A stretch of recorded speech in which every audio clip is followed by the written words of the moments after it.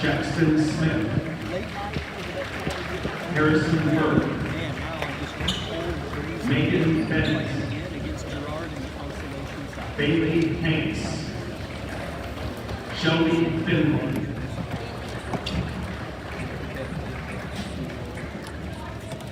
for Labette County, Keegan Bates. Probably get our pressure.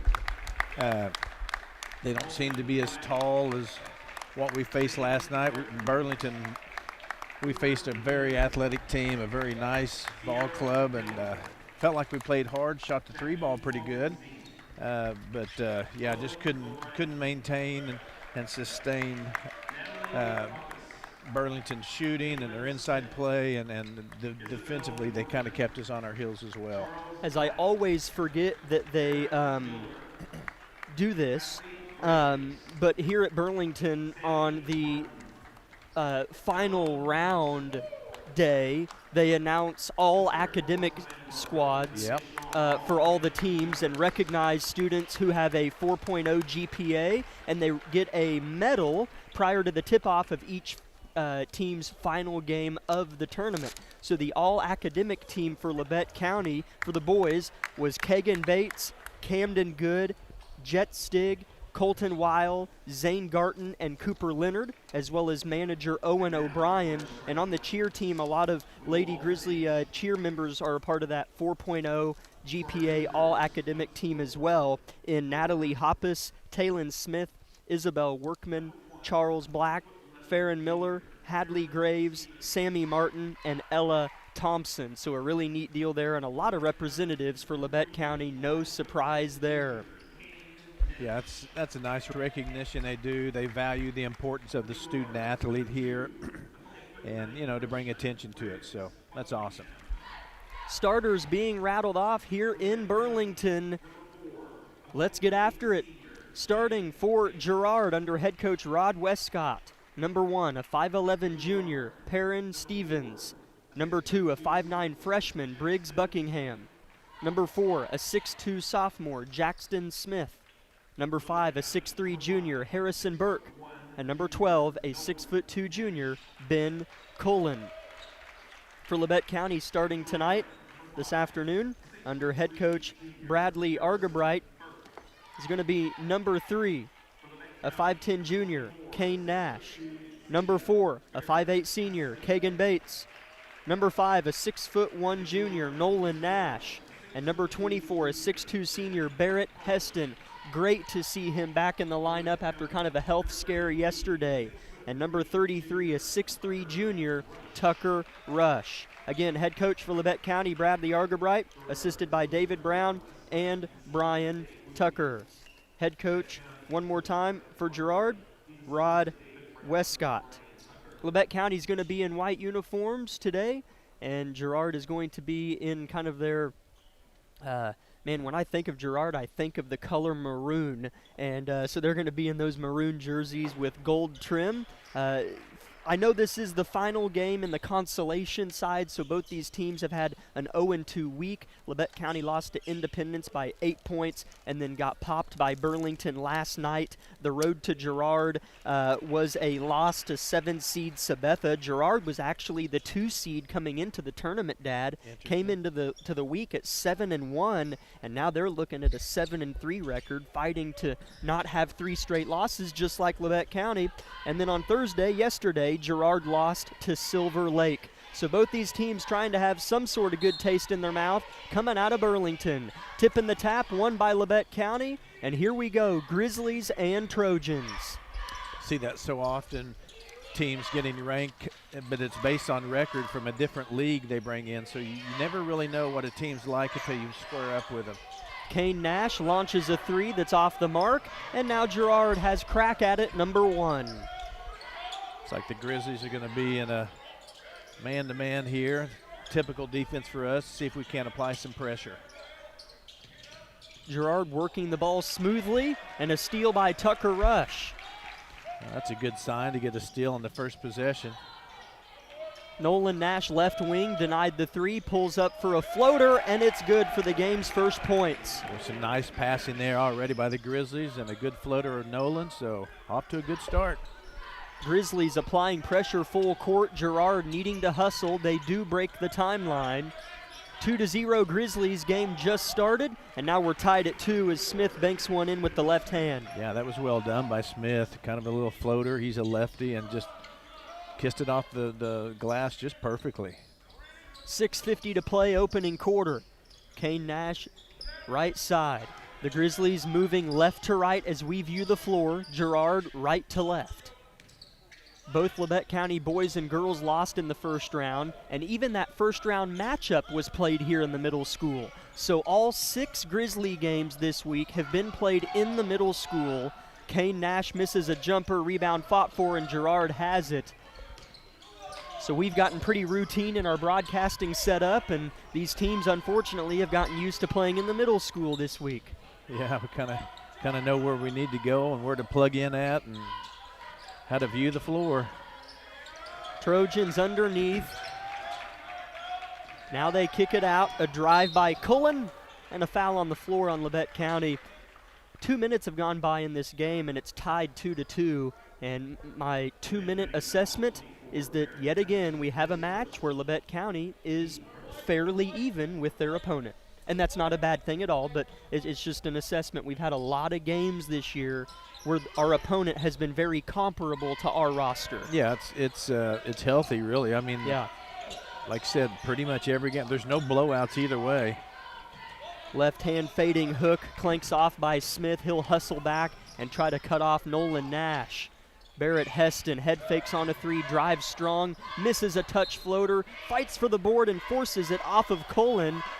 So Barrett Heston, somebody who was assisted out of the gym yesterday in the second half, is already making plays and scoring on the inbound effort. Great to see. Oh, absolutely, yeah, picking up where he left off. I heard he'd gotten some, like his ribs bruised a little bit, which that's a painful thing. Trojans right to left, Bates hustles back, forces the pass out of bounds, and the Trojans will throw the ball in on their end of the floor. Kagan doing a good job coming backside and making up for that pass, so good quick recovery there. Burke to throw it in over Nolan Nash. He does. Pass caught by Stevens, well beyond the arc. Hand off to Burke. Drives with the left hand. Cullen off the feed and fouled at the rim. And the Trojan junior will try to tie the game at the stripe with 5:20 left in the first quarter. Girard's doing a nice job of taking it too, as they've drawn a couple of fouls just by going downhill and kind of creating that foul situation. Cullen's first free throw misses.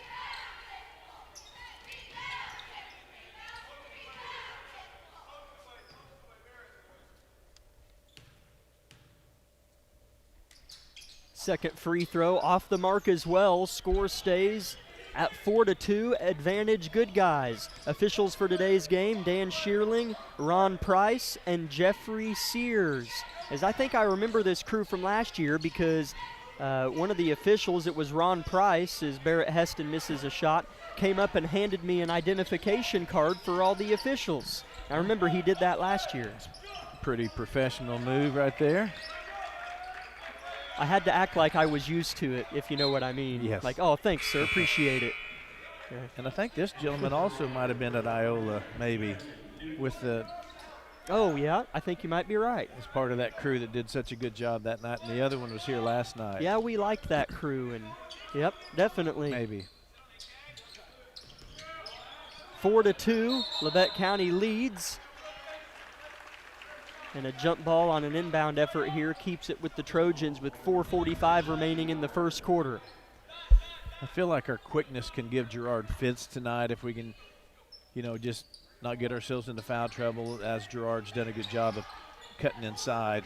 three-point shot up and no good from Buckingham. For the Trojans, Adrian Newton has checked into the game. No subs for Labette County. Kane Nash underneath, misses. Rush fighting and losing the effort. Rebound Buckingham, a freshman who made some threes whenever we came into the gym earlier yesterday, as this game just got tied at 4. Briar Schultz on the effort, but that little freshman Buckingham, we watched him make some threes yesterday.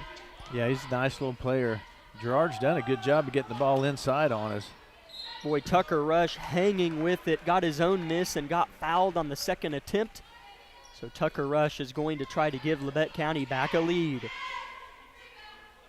Yeah, we've had some good looks ourselves. Barrett Heston made a great pass just a little bit ago to Kane Nash, who just couldn't quite finish the lay-in there. Tucker's first free throw rims out.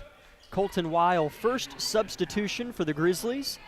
In for Nolan Nash, and Cooper Leonard will come in for Tucker Rush. After Rush makes this free throw, presumably, and he does. So in comes Leonard for Rush, and Labette County has a 1-point lead. See if this Grizzly full court press can create some transitional points tonight for us. Trojans, a better press break effort this time, but the Grizzlies recover well. Stevens spins into Wiles' chest. Great defense by Colton. Rebound Barrett Heston. Dump down Kane at the bucket. You betcha. 7-4 Grizzlies. That's how we like to score. Just 2 or 3 passes and a quick score, and then set up our press. 3:40 left in the period. A 3-point shot good by Buckingham. Talked about it moments ago. He ties it at 7. Yeah, nice high arcing shot. Didn't hesitate, so looked pretty confident on that one. Heston pops and collects at the heart of the floor. Looks right, switches hands. Bates dribbles between his legs off the feed. Looks to penetrate. He does in traffic. Blocked. Rebound Newton. Maybe a little bit of a force there, but Kagan does such a good job with that. He generally gets a shot off or draws a foul. Weil, good post front defense, but on the backside there was no help. And Perrin Stevens gives Girard a lead. Girard's a very disciplined team. It looks like they're where they need to be. They do a good job of crashing the board, so got a good game in front of us here. Kane Nash fires away and rattles it home. Coach Westcott upset with his team. I'm sure Kane Nash was part of the scout. Absolutely. Like seeing that out of Kane. He's been known to string together 3 or 4 now. Girard quickly the other way, missing a layup. Getting his own miss is Schultz, and he lays it in. Tell you, other than that 1 3-pointer out of Girard, they've had every single shot right inside 2 or 3 foot. Girard leads 11-10. Good ball game here. 2 fun local teams clashing in the final consolation game of the Burlington week. Bates is blocked underneath, and it tumbles near the Trojan cheer squad and will stay with Labette County. Kind of joking with some fans beside us from Altamont. We drive an hour and a half to play Girard and an hour and a half to play Independence. I mean, that's part of the tournament, but yeah, it seems like we drive just to play your neighbor. You come all the way up here. Smith and Burke, 2 starters for Girard back in the game. Heston wants a 3, and boy, should have gotten it. Went down and out. Blake Brokub in the game as well for the Trojans, a junior for them. Yeah, shot sure looked good. Turnaround shot missed by Girard. Rebound tracked down by Nash and saved by Nolan. Left to right, Labette County wants to reclaim the lead. Bates at the hole, pretty, and finishes. Masterful. Boy, that ball couldn't have been placed any more perfect on the glass for that to go in at that angle. 5 on the floor for Labette County after a couple subs is Leonard, Good, Bates, Heston, and Nolan Nash. Lady Grizzlies will play after the boys. Just a reminder, because that is out of the ordinary, just how the wins and losses fell this week into the palms of the bracket schedule. The girls will play Ottawa. Here are the Trojans down by a point. Been a back and forth affair. Missed shot underneath by Smith. Labette County. Bates up ahead, is fouled, going up. 2 shots for Bates, who was amazing from the free throw line yesterday. Absolutely, yeah, and again, he took it to the player, and Kagan's so good at arching his back and getting that ball way back so it's hard to block, so you can kind of get a shot off on a much taller opponent. Also, really good job by Cooper Leonard down here defensively, kind of posting up, created a missed shot there. Kagan Bates' first free throw is in. He went 16 out of 17 from the free throw line yesterday. Hayden Weatherall checks in for Barrett Heston with 1:14 left in the first quarter. Coach Argabright continues to really go deep in the bench and mix in some different players and get some different looks, so I like seeing that. Bates 2 for 2 on this trip. He'll have a seat. Kane Nash in for him. Labette County up 3 here. It'd be nice to kind of go on a little run, kind of stretch this out just a little. The closing seconds of quarters have not been Labette County's friend. In a few moments this year, Nolan Nash with an intercepted pass and missed the layup pretty poorly as well. Man, he had a muscle spasm maybe at the top of his layup there. Missed the layup. We've had 2 or 3 of those in this tournament, honestly, so got to play on, play through that, hope you get another chance. You do not see that too often from a player like Nolan Nash, who's had a great season. Hayden Weatherall tries to front the post. Girard gets on the backside, and a layup is good from Schultz. And Girard just had really good position. They had three jerseys in there, so yeah, they do a good job of crashing the boards. Labette County finds themselves up by just a penny with 20 seconds to go in the first quarter. Nash looks at Coach Argabright. He was suffocated defensively by Smith, but he still had a conversation with Coach. 8 seconds, the play is in. Here we go, 6 seconds, Weatherall. Play might be busted, gotta go, fellas. Nolan, 2 seconds, step back at the buzzer. Missed it short. Argabright upset with execution at the end of the quarter. 14-13, Grizzlies lead Girard at the end of 1. Back in 1 minute from Burlington. Here's a bright idea.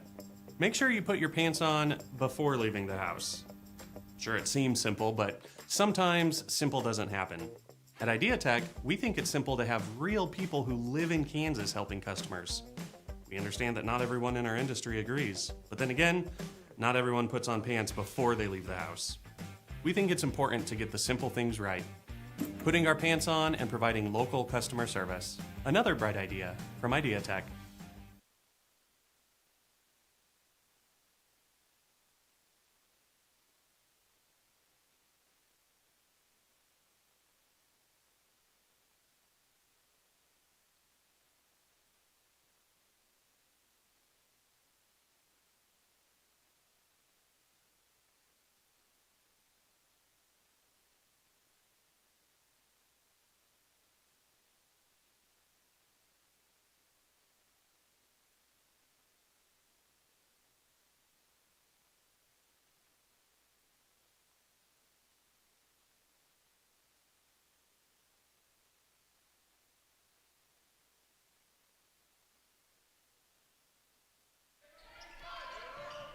Welcome in, Grizzly fans. Jack Leak III and my father, Jack Leak Jr., and Jonathan Dusher on the camera work, or the film crew, sorry, Jonathan. I keep mislabeling you. Girard gets in a passing lane and deflects a ball out off of Nash, and so the Trojans find themselves with another opportunity to take a lead in a really close teeter-totter game. Feels to me a little bit like the Grizzlies have been pressing the last few games and not just playing and having fun with it all. When they do that, they seem to score a lot of points. So I just hope we can kind of relax and just let the game go and just try to have fun with it. Cooper Leonard in transition scores it after Labette County forced a turnover. Labette County leads by 3. That was a threaded needle pass too. Who did that? That was a great pass inside to Cooper. Trojans. Initiating offense is Buckingham. Inside off the glass, Cullen scores for the Trojans, and they have 5 different players that have scored. Labette County, 6 unique players to make a basket. Yeah, and it seems to me like Independence hurt us inside, and Girard so far has. So Burlington last night a little bit. yeah, we really need to focus on that, it seems. Camden Good has 4 Trojans on him and throws out of it from the painted area. Nash, heart of the floor, throws to Kane Nash, his cousin. 8-second on the shot clock, back to Nolan. He'll drive, jump stop, Weatherall, 3-second shot clock. Nolan in the corner, realizes it, airballs, and they're gonna go ahead and call a shot clock violation, even though it was rebounded by Girard. Yeah, it never did hit the rim, but coach still trying to kind of find a combination of players. Maybe they'll kind of develop some chemistry and kind of get the flow going here. Zane Garton, Barrett Heston, and Kagan Bates, all 3 back into the game. And Kane and Nolan Nash both stay on to compete. 6:30, second quarter. Labette County 16, Girard 15. Kind of a 50-50 call there. I couldn't tell who that rolled out of bounds off of, and they say Girard. So Labette County has it with a 1-point lead. It did. It went off number 4's foot. Okay. Only this ref could see it, so that was well done there by the officials. Movement away from the ball as it sits in the possession of Nolan Nash now at the middle of the floor, and threw a pass kind of without looking as Girard was able to poke it out of bounds. Coach Argabright seems a little frustrated in this early evening contest with some of Labette County's ability to carry out a set play or execute in the half-court set. Been a little sloppy, but that ain't. Heston scores underneath. Bates, beautiful assist. Yeah, anytime you can get in the paint like that and go up, you just have so many options. So well done there by Kagan. Third and final day of the Burlington tournament. Trojans answer kind of. I thought that shot might go in, but it rimmed off, but a foul is called on Labette County. So 2 free throws for Perrin Stevens coming for Girard. Once again, Girard was able to get the ball inside, so that drew the foul. So we'll see if Coach Argabright kind of plays around defensively and maybe tries his zone a little bit, and just to kind of see if we can find something that gets Girard kind of back on their heels. Stevens makes the first free throw, and we would like to let you all in on the boys' game's trivia question for the night. As the question is, who holds the record for the most rebounds in a single game in Labette County men's basketball history? Stevens misses the second free throw. In case you missed it, I'll say the question again here in a moment. 5.5 minutes to play in the half. Uh-oh, Labette County turns it over. Here come the Trojans right to left. And Bates soars in with the cape on his back, intercepts the pass, and kind of barely got the layup to go. Coach Argabright scratched his neck and his cheeks as he looked down at the floor after even that layup almost missed. Yeah, when those things start happening, you're just thinking too much. You're not just playing. You're trying not to miss a layup, it seems like. So good thing that went in there. Grizzlies lead is 4. Garton, nice defense underneath. As Zane Garton is sneakily really tall, let alone when he has his arms straight in the air. As Oh, yeah. a ball is poked out by Labette County. Girard will keep it. It's 20-16 Labette County, 5 minutes until halftime. Yeah, Zane's, he's a long player and a good shooter, too. Garton stands at 6'3", and his wingspan is not short by any stretch. Tucker Rush contests the floater by Stevens very well, and a foul going the other way on Girard. So one more time, our trivia question is, who holds the record for the most rebounds in a single game in Labette County boys basketball history? Send a text to Dad or I's cell phones, or comment on YouTube if you're watching there. The Grizzlies turn it over here. A few of those Girard hasn't made us pay on too many occasions, but they do here with Smith. And not a bad timeout by Coach Argabright there. He's not pleased with the half-court execution on offense. Girard within 2 of Labette County, back in 30 seconds on KLKC. With many years of combined experience, Eye Care Associates of Parsons has set the framework in providing comprehensive eye health examinations for all ages and routine vision care for families throughout the 4-state area. Our optometrists and staff provide remarkable care with state-of-the-art technology to help with diagnosis and management of eye health conditions. Give us a call or visit our website to schedule your next eye exam. Eye Care Associates of Parsons. Experience modern eye care.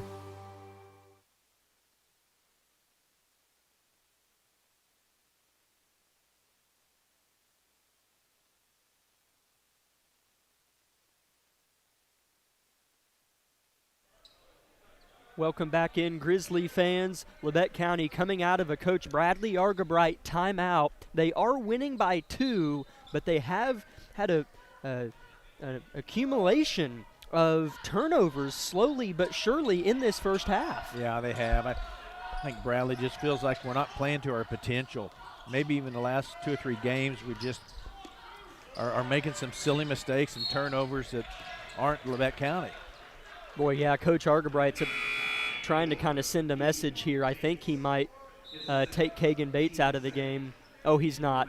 Kagan, or maybe Nolan turned it over. I wasn't paying attention. Yeah. Okay, all right. So there was another Trojan steal, and Coach Argabright immediately got Jet Stig off the bench and sent him in for Nolan Nash. So the Grizzlies playing a little sloppy, but winning by 2 points, 4 minutes until halftime. Both of these teams are 0-2 on the tournament, fighting for that first win of the Burlington week. Trojans working the ball well beyond the perimeter. Stevens looks to penetrate on Stig. 6 seconds on the shot clock. Now 4 seconds it reads. Smith launches a 3, missed everything. Rebound Weil. Left to right goes Colton. In the paint, bounce pass to Bates. Drives, hovers in the air, flips it out to Colton Weil. Has his pocket picked? No, he's fouled by Buckingham. 3:30 until halftime.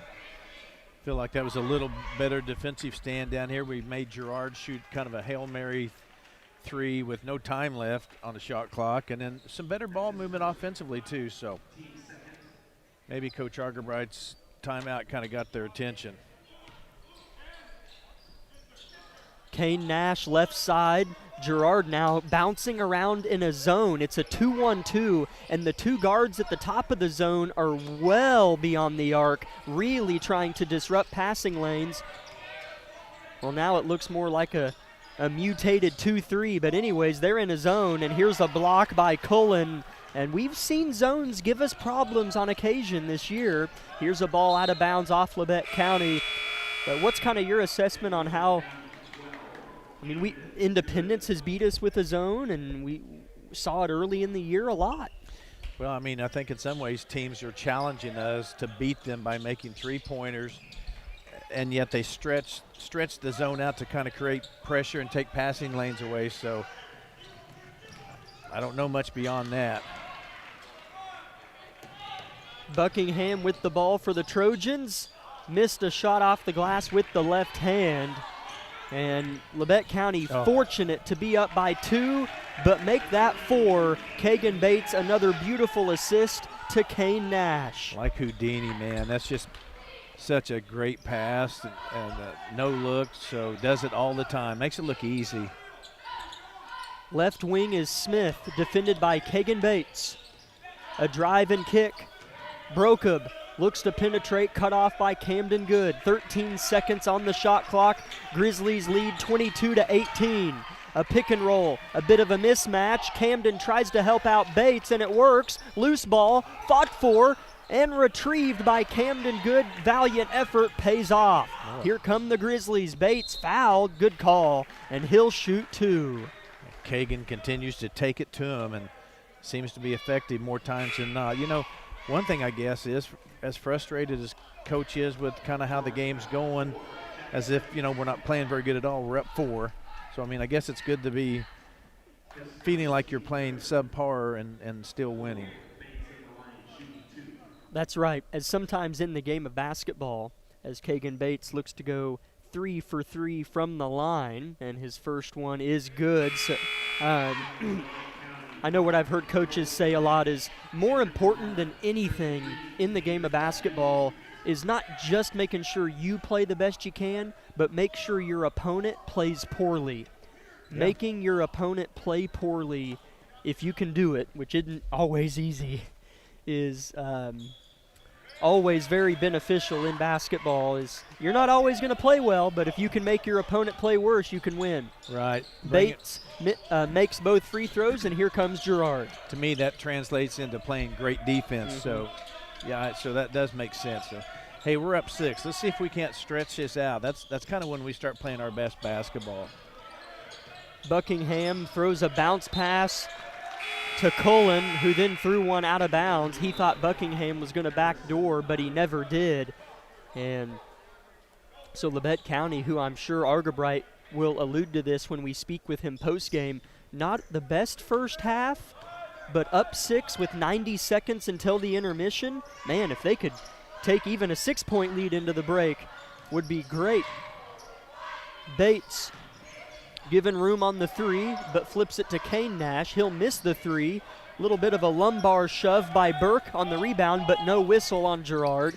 And the Trojans look to creep within 4 or 5 on this possession, perhaps. Yeah, not a bad offensive possession down there, but this is more important, in my opinion, than playing good defense.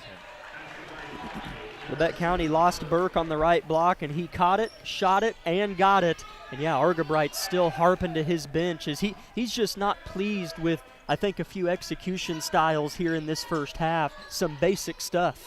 Kane Nash corner, 3, no. Rebound Buckingham, 40 seconds left in the half. Bounce pass, poked out by Rush. These have been the moments where Labette County has struggled. It happened yesterday. They were within 3 or 4 of Burlington with about a minute or 2 left in the half. Yep. And then they went to the locker room down 11. Yep, they did. Similar feel today to close out the first half. Well, let's see if we can't change that here in the next. Yep, that starts it right there. Bates, interception, finish, and he does. I said finish because we've struggled with those open layups. Yeah, and he kind of did his double pump to make sure he didn't get blocked and got it in there. So 18 seconds left in the half. Labette County up 6. Stop and a score would be great. 3-point shot in the corner. No. Rebound Tucker Rush. 8 seconds left in the half. Grizzlies have time. One arm flip to Bates. 3 seconds. Open for 3. Short. No good. And the buzzer will sound. So Labette County will go into the locker room leading 26-20. Last call for the trivia question. We have a lot of answers in, and we do have a correct answer submission, so I'll just let one of our listeners anticipate if it's them or not. We have gotten a correct answer. The question was, who holds the record for the most rebounds in a single game in Labette County boys basketball history? Text your answer to Dad or I, or comment on YouTube, and we will name it off here in 5 minutes on the Eye Care Associates of Parsons halftime show.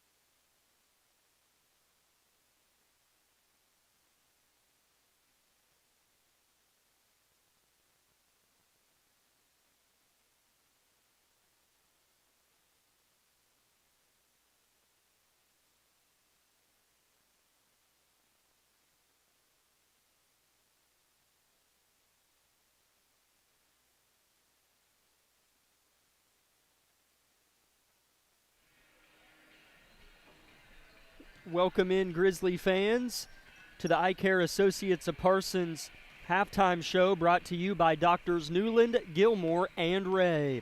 A few other sponsors we would like to give a big thanks to for allowing our jobs to be possible includes Labette Health, the Bartlett Co-op, Labette Bank, Wood Insurance Center, Labette Community College, Tank Connection, SEK Orthopedics, Doctors Mosier and Meister, Forbes Hoffman Funeral Homes, Clemens Insurance Agency, the Unified School District of USD 506, Elm Haven Nursing Home and Woodridge Estates, Carson Wall Funeral Homes, Commercial Bank, the Corner Store of Altamont, Labette Center for Mental Health Services, Community National Bank, Idea Tech, and Brown's Mechanical and Plumbing Services. So far, we have had 3 winners of this game's trivia question. We will have another one during the first half of the girls' game as well. The 3 winners of the question: who holds the record for the most rebounds in a single game in Labette County boys basketball history? The winners were Wayne Gilmore, Eddie Green, and Steve McKenzie. The answer was Brannon Green, otherwise known as Moose Green. He had 28 rebounds in a game back in the year 2010. Obviously, great family friends with the Greens and knew Moose real well and still do. And, man, grew up watching him dominate in Harrison Gymnasium. Oh, yeah. Yeah, he was dominant in several sports. But, yeah, Moose, a lot of people also, want to comment on this. We had several people participate, that didn't have the right answer, but appreciate, people participating and listening to us. But yeah, a lot of good memories watching Moose grow up and play basketball for the Grizzlies. So, well done. We need to find a sponsor. This was your idea, a sponsor for the trivia question, and I think I have one in mind. Gold Star Auto. Just can't let it go, can you? How does this sound if this were to happen? Here's tonight's trivia question brought to you by Gold Star Auto. How does that sound? It has a ring to it. For those that don't know, Dad has a used car lot in Altamont that sometimes has cars on it, and it's called Gold Star Auto, so that's why I'm kind of making that joke for those that don't understand. Labette County leads Girard 26-20 at the halftime break here in Burlington Middle School in the final game of the consolation bracket. Leading the way for Labette County in scoring is Kagan Bates. He has 10 points at the break, and he was great last night. He had 28 points against Burlington, and he had 13 in the round 1 game against Independence. So Kagan Bates having himself a Burlington Invitational. Behind him, Kane Nash has 7, Barrett Heston with 4, Cooper Leonard with 2, alongside Nolan Nash as well, and Tucker Rush with 1 point. For Girard, Schultz leads the way with 6 points for them. Stevens and Buckingham each have 3. Smith has 4, and Burke and Cullen each chipped in with 2.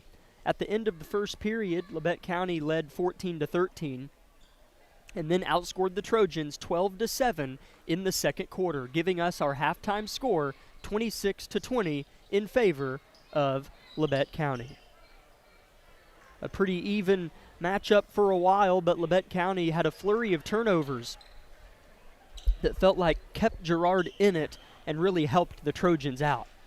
Yeah, and got to credit something we mentioned earlier about Girard. They strike me as a very disciplined team, a group of boys that do all the basics right. Boy, they rebound well, they attack the rim, and sometimes just a real clean team like that doesn't make very many mistakes can frustrate a more athletic team, and I think that's what we're watching here. Trojans start with possession to begin the third quarter. Stevens at the heart, looks to go left to right, dribble hand off to Burke. Back to Buckingham, wants a deep 3 and airballs it short. That might be off of Barrett. Oh, they're going to say off Girard. Heston was in one of those tough pickles of a situation. Do I go for the ball or just don't? Yeah, I it's guess hard. When in doubt, I guess just hustle for it. So turned out good. Labette County in white uniforms here in Burlington, Girard in maroon-colored jerseys. Labette County moving right to left. Kane Nash buries a three to start the third quarter, and the Grizzlies' largest lead of the game, 9 points. Yeah, I like to see that right there, and I know Kane does too, so let's see if that can't translate into a good defense right here.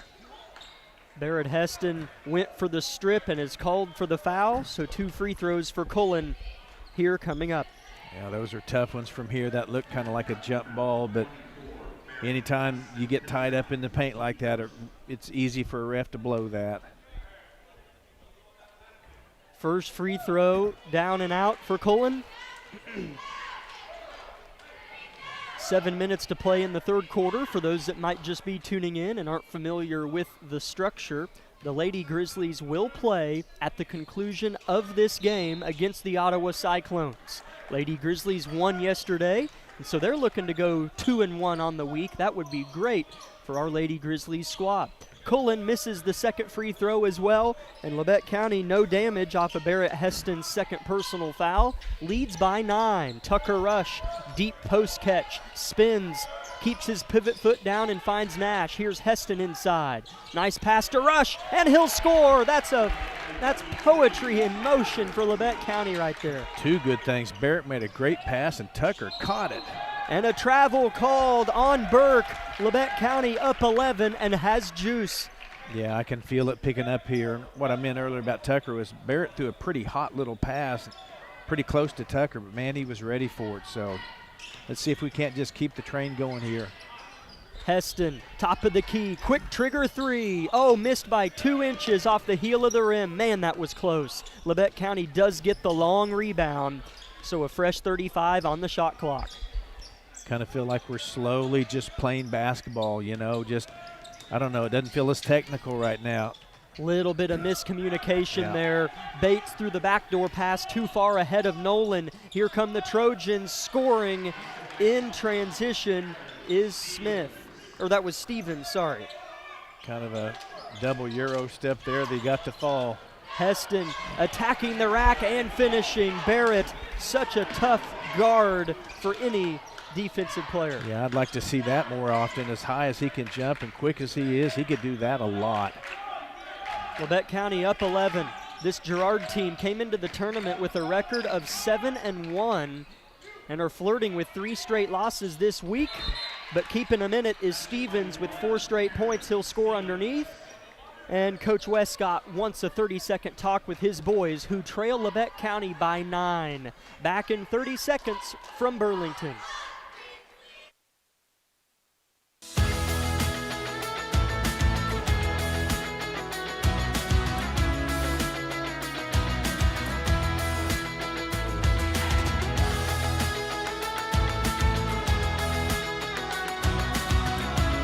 Reaching your goals is closer than you think at Labette Community College. With 25 programs of study, 6 certificate options, and a campus that cares, your journey at LCC is sure to lead to success.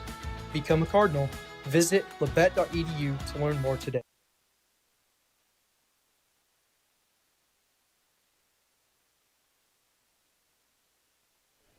Welcome in, basketball fans. Labette County leads Girard by 9 points with 5:20 to go in the third quarter. Labette County has outscored Girard 7-4 in the opening 2 minutes of the second half. Rush, deep, working, and scoring. Attaboy, Tuck. Yeah, he gets that big, strong body going baseline. I don't know how you keep him from going up inside you like that. So, big, strong move there. One of his more profound confidence moves right there. He said, I'm bigger than you, and I'm going to go score on you. Nice to see from Tucker Rush. It's like the Grizzlies kind of have just a new bounce in their defense here, so maybe we can just buckle down here and kind of stretch this game out. I keep waiting on that to happen. Back up 11, 4 seconds on the shot clock. 3-pointers swished by Blake Brokup. Oh, man, it was a good shot. I just hate saying that. Here's a shot underneath, or rather a deflection by Rush out of play. So Girard, after hitting a 3, quickly gets the ball back. Yeah, it was a nice penetration there by Kagan, and he makes that a lot. That one just came up a little short. Trojans in a half-court situation. Newton collects the ball, throws off to Buckingham, looks inside, rushes there. Turnover. Labette County, right to left, Nash, pretty move, oh my! That's what we've seen so much out of him in previous games. So, again, he's another one of our players that can just penetrate like that and create so many points. 2 points for Nolan Nash. Buckingham to answer. Rebound rush. Outlet to Bates. Labette County leads by 10 with the ball. Nolan all the way to the hole. You got it. Nolan is rolling here in Burlington. And he saw a seam, not a big one, but a little seam, and just went right to it. Labette County largest lead, 12, 3:30, third quarter. Only one foul committed for either team this quarter. No complaints from us in that respect. Nice straight up defense by Rush, but the backside box wasn't there on Newton, and he lays it in. Labette County coulda, shoulda, had a stop there. Yeah, Tucker had to go help. We got beat back door, and then that left his man exposed, so that's kind of how that trickle effect works. Bates hit at the rim, no whistle, but we won't care. Why? Because he made the layup. Somehow he's up to a dozen. Yeah, that takes some strength to get that ball up that high when you're down and falling back like that. Brocobb into the chest of Heston, who swears by it that he was straight up, but a whistle and a foul on Heston, his third personal, and Brocobb at the line shooting 2. Brocobb's kind of impressed me as a nice little ball player. Knocked down a 3 and did a nice job there penetrating, drawing the foul.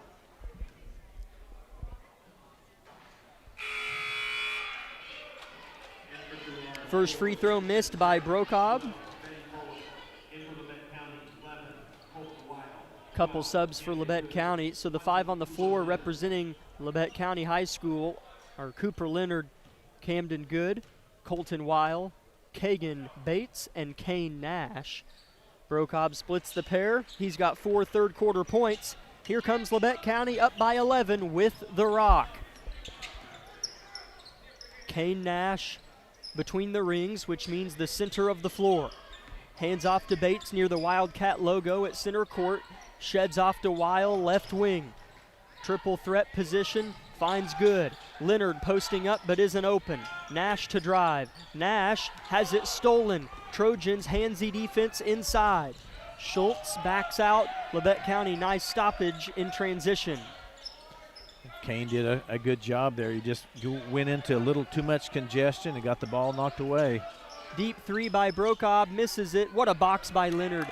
Talk about being good at those little things that Argabright loves. Cooper Leonard checks those boxes. Yeah, and he's the definition of discipline. You talk about a coachable young man that does exactly what's expected.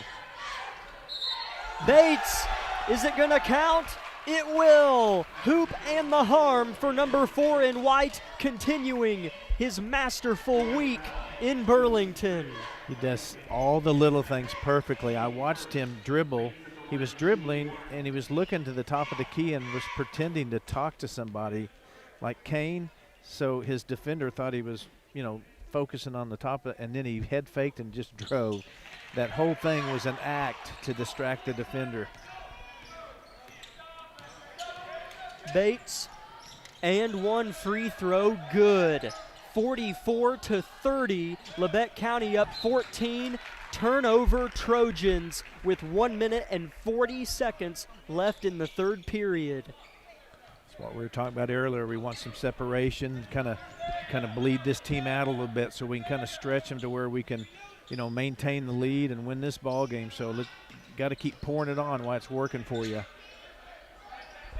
Camden Good throws to Kagan. Playing with confidence, drives. No way that goes. Oh, millimeters away. Missed a wild layup, did Bates, and Girard gets the rebound. Schultz with a pass to Burke, who finishes. 12-point game. Yeah, got some good defensive help there by Weil. Girard stayed with it and got the putback, so they just kind of hang with us a little bit. We can't quite get that big stretch. 1 minute mark, third quarter. Coach Argabright barking orders. Colton Weil gets downhill, fakes the pass, shoots the shot, and misses, but he's fouled. We saw Colton Weil score 6 points against Pittsburgh a week ago today against, Pittsburgh, already mentioned that, and those 6 points, we needed all of them, and if he wants to shoot, he could about any time he wanted to. A pass-first player. Yeah, he's the ultimate team player and another very disciplined, coachable young man. So, and many of our boys are actually. I'm just pointing out some of the obvious characteristics to Colton.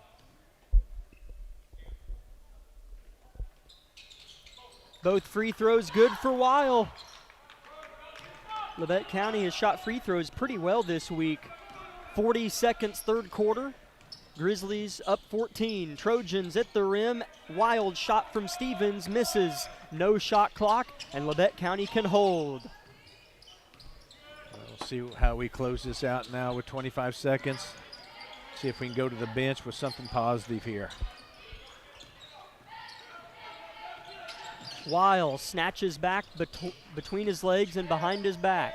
10 seconds to go, third quarter. Up 14, so points here would just be gravy on the already tasty meal that Labette County's had in the third quarter. And talk about a delicious gravy. Colton Weil just poured it on. Wow. A three-point shot from the right wing. In the middle of the longest analogy in broadcasting history, Colton Weil buries a three. And it's 49-32 Labette County at the end of three quarters. What a nice third quarter for Coach Argabright's team. Let's take a 1-minute break on KLKC. At Labette Center, we have worked hard to make it easier than ever to start on your journey to wellness. The center provides a full range of mental health and substance use services to individuals of all ages. With expanded services and same-day access, you can begin your journey when you are ready. Visit our website at lcmhs.com to find out more about our services and begin your journey to wellness today. Labette Center for Mental Health. Help for today. Hope for tomorrow.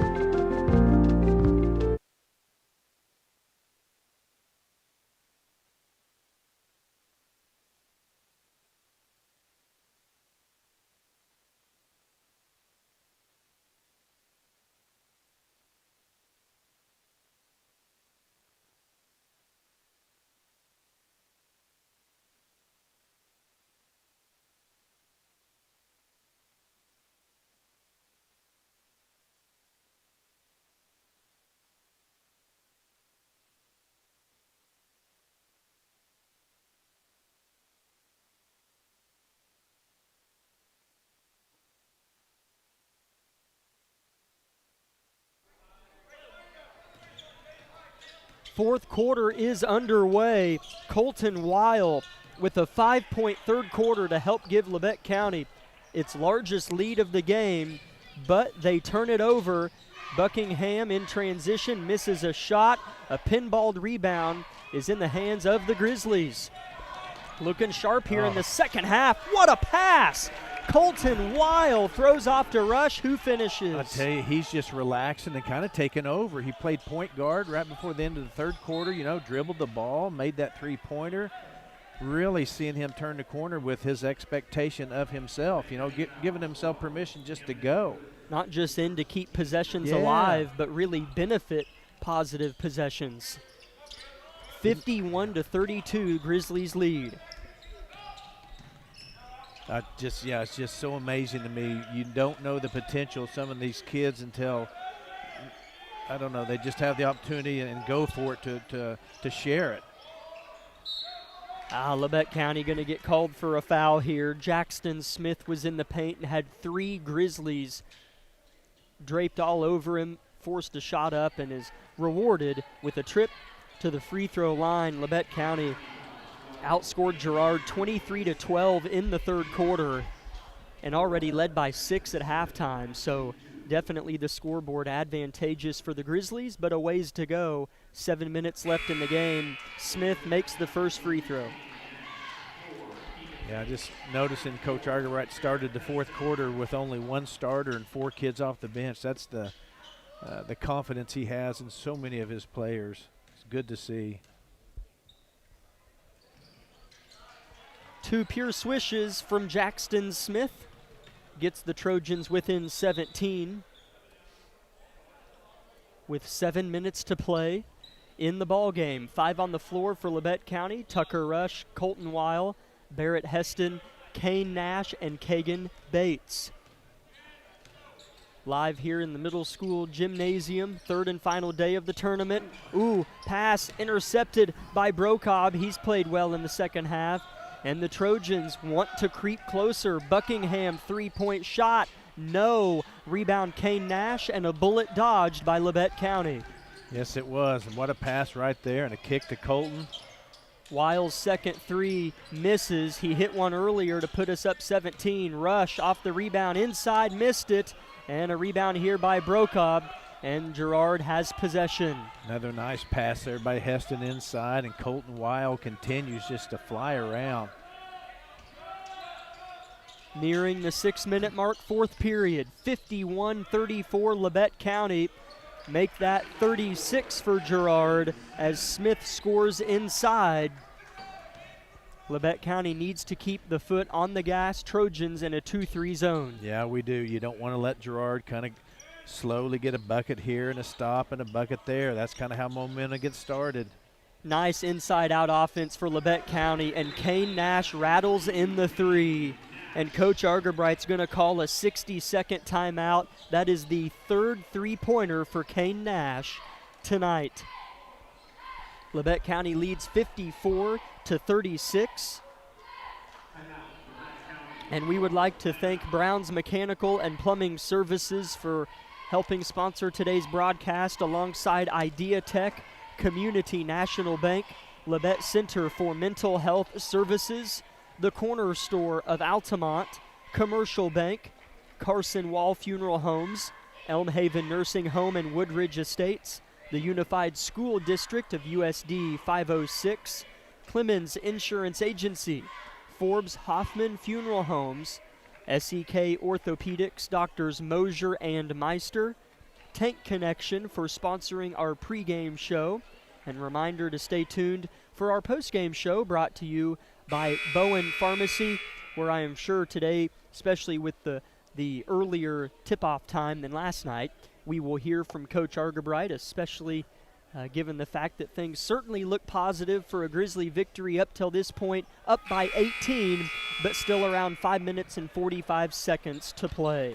Yeah, and I always appreciate the coaches taking time. It's difficult. You know, you need to be in the locker room or want to be, especially when you're an hour and a half away on a school night. So, yeah, we, of course, always understand when coaches can't make it up here.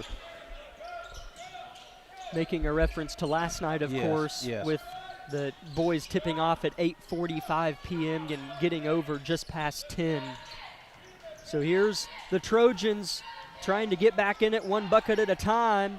Ball slipped out of Smith's hands, but he somehow got it back and then was stripped by Rush. Labette County has an extra possession off of a steal. What a pass by Weil. The Rush missed the bunny. Rebound Smith. Yeah, good try. Tucker was just in a place where he couldn't use the backboard. Sometimes that little off the front bunny can be tough. Brokob misses on a three, and in position to score is Cullen. Trojans get within 16.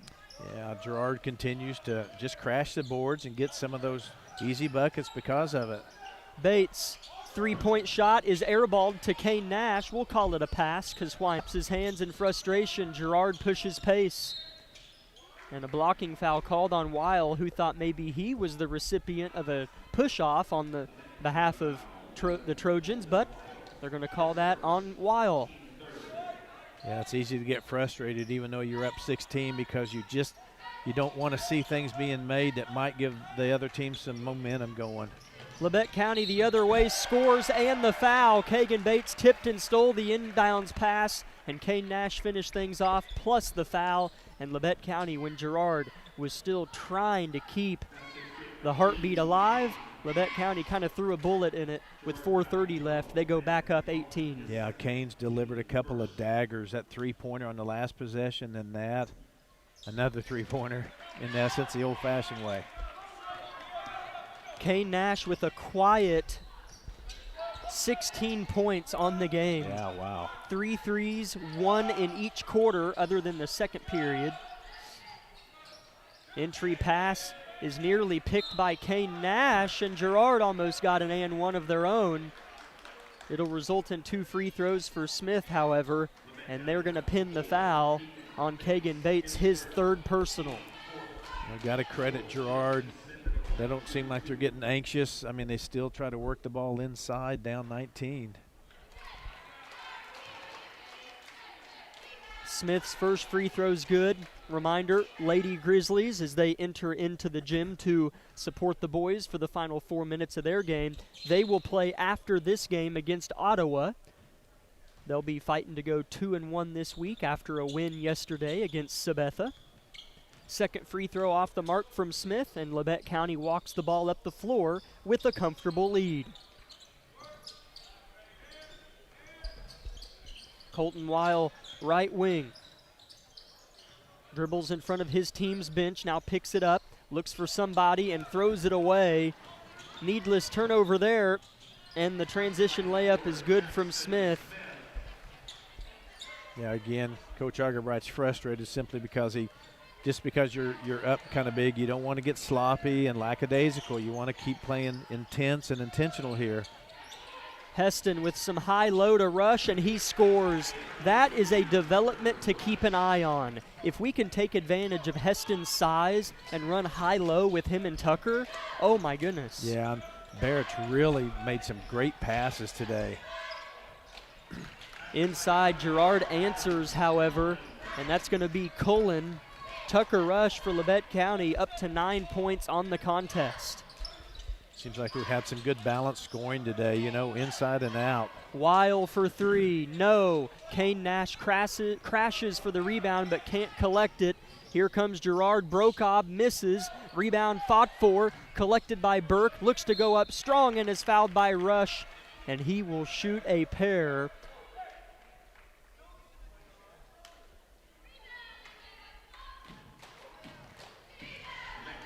In the other rounds of the tournament, the championship games are the later slots. For the girls, it's Silver Lake and Burlington at 6:40 for the championship.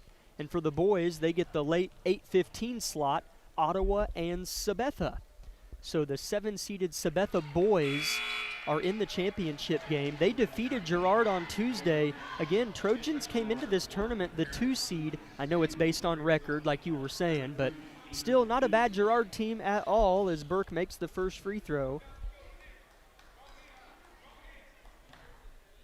Just some leagues certainly better than others and what have you. Right.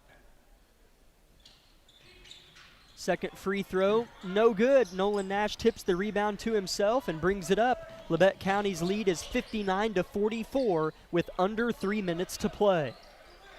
Kagan Bates trying to get things set up here and probably going to slow it down. We'll take our shots, of course. We just don't want to force something silly and turnover. Yep, Labette County turns it over, and then a foul on Kagan Bates. I believe his 4th personal foul as Stevens is going to head to the line to shoot yet another pair for the Trojans, who have been busy from the line. In the first 3 quarters, they only shot 8 free throws, and they are matching that after these 2 from Stevens in the 4th quarter alone. Yeah, Coach Argerbright's, again, some of his frustrations just wanting us to stay focused and finish games and play 4 complete quarters. He knows what's ahead. We get back into the second half of league play. Things just kind of ramp up each ball game. So it's important to try to improve each week and focus on the little things. Stevens makes both free throws. Funny how we kind of start to turn it over again when we try not to score. Yeah, we talk a lot about this, yeah. the psychology of sports, and when a team gets up big, it's almost difficult to play the same. And by token, the team that's way behind starts to play crazy fierce. It's just, here we go. Another turnover on Labette County. Not very many times does a 16-point lead turn into 32. More often than not, it's going to get cut in half to 8 points. Just seems to be the way the cookie crumbles. Trojans to answer off of another steal, and they do with a beautiful pass from Stevens to Newton. And it's an 11-point game with 2 minutes left. Timeout on the floor. We'll be back in 1 minute. Discover what you've been missing in Parsons, Kansas. Curious Minds Discovery Zone, a children's museum that inspires a love of learning, with hands-on exhibits for all ages to imagine, create, learn, and discover. Kids enjoy looking through microscopes, building on our magnetic ball run wall, creative play in our doctor's office or grocery store, and lots more. Discover, explore, Parsons, Kansas.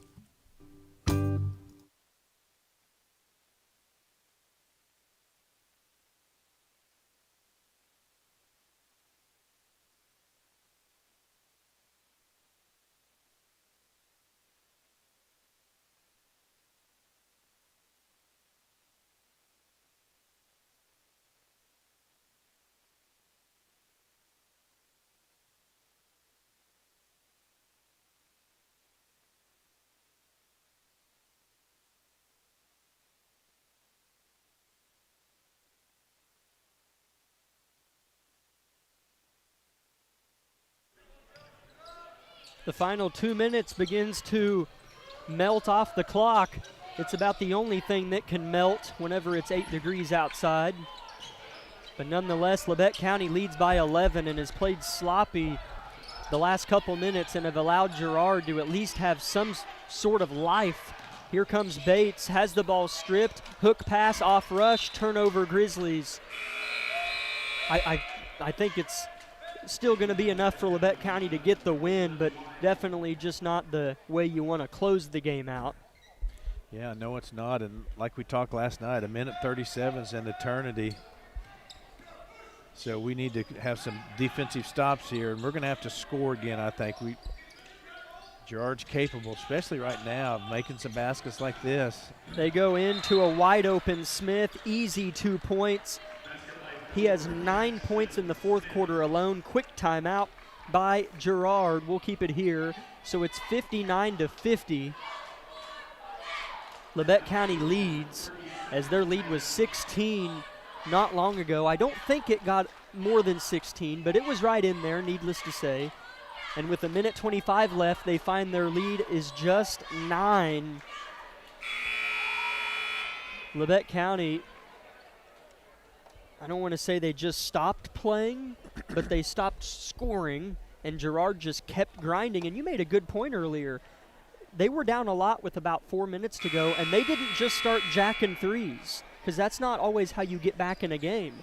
They kept putting the ball in the paint, and that's how they've given themselves a chance late. Yeah, they've scored a lot of points just on working hard to get the ball inside and passing it well. And you know, now the pressure's flipped a little bit. Labette County's trying to protect something, it feels like. So we'll see who steps up. We're going to have to, you know, this is how you win ball games and championships, is to face this kind of stuff right here. This is what happens sometimes. Bates throws it away behind Kane Nash. Turnover Labette County. Argabright paces all the way. I mean, he's standing even with the cheerleaders down there with his arms crossed, watching on. Here's a drive by the Trojans. Misses. Rebound Heston. Needed a stop and got it. With 1 minute to play, Labette County leads by 9. Yeah, again, you can just kind of feel the tension for the kids in this situation. It's not easy to be us right now. Yeah, Girard fouls here, Buckingham, as they have 3 more fouls to give before Labette County is shooting free throws. And they're going to have to, I mean, they can maybe try to get a steal for a few seconds, but they're going to have to foul pretty quick because there's only 50 seconds left in the game and a fresh 35 on the shot clock. So here's Kane Nash in front of the Grizzly bench, and he throws it away out of the trap. So here's a spin by Schultz, misses, but he's fouled. And so points with the clock stopped is not what you want, but Girard's going to get some. Yeah, Heston that time knew that he was going to score a layup, so I think smartly fouled him. Let's see if he makes both. He might, but pretty certain he would have made that little lay-in. First free throw is missed, so it does pay off for Bates. Girard was in a similar game script yesterday. as they trailed in the game and hit a couple late shots to get close. They didn't win it, obviously, as this is kind of the last place game in the tournament. But they're a team that's hard to put away just because of they get a couple to fall. They're right back in it. Buckingham can really shoot them. Second free throw good from Schultz. An 8-point Grizzly lead. They've been held scoreless for some time. Yeah, and here comes the pressure. So hopefully we can get Girard to overcommit and we can get an easy put in somewhere. 40 seconds to play. Here's a foul on the Trojans. They have a couple more fouls to give. The Trojans do have the possession arrow, so a jump ball gives it to them. Weil to inbound.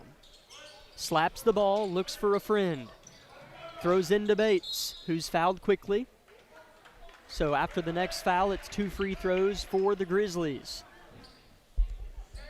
Well, we got all competent and good shooters, but I know probably in this situation we'd like Bates to be shooting free throws if possible. Kagan is 21 for his last 22 from the free throw line. It is tipped, caught, and a foul on Buckingham. As they nearly got a steal, Kagan Bates fought hard enough to cause the collision and foul on the freshman Trojan. Bates kind of fell into the bleachers. So fortunate that he's all right. So Kagan Bates, who has been astonishing from the free throw line, we need 2 big free throws out of him here. Well, this is probably who we want. Again, we have a lot of talented players, but Kagan's probably the one you want shooting these. Absolutely. First free throw is on its way and no good. That's on us, Kagan. Now, if you miss this one, it's on you, but that one's on us because we were talking about it. But. It seems like that always happens. Bates takes a deep breath, spins the ball, fires it away, and misses it strong. Rebound, Brokob. Bates almost got his rebound. Here come the Trojans, only down 8. Brokob denied the 3. He'll drive, floater, good. Timeout, Trojans. This is just how the game goes sometimes. Yeah. I don't know when the last time Labette County scored was, but it was a long time ago. 59-53, Labette County leads. 28 seconds left in the game. Back in 30 seconds with a good finish. V93.5 is your home for the best variety of the 80s, 90s, and today. Get your day started with the Anna and Raven Morning Show. You're the judge during couples court. Couples share their disagreement, and then you decide who's right. Think you know pop culture trivia? It could pay off, and you score the cash jackpot when you play Can't Beat Raven. Kraus in the House gets you home every weekday afternoon starting at 2. Stream us anytime, anywhere at klkcradio.com.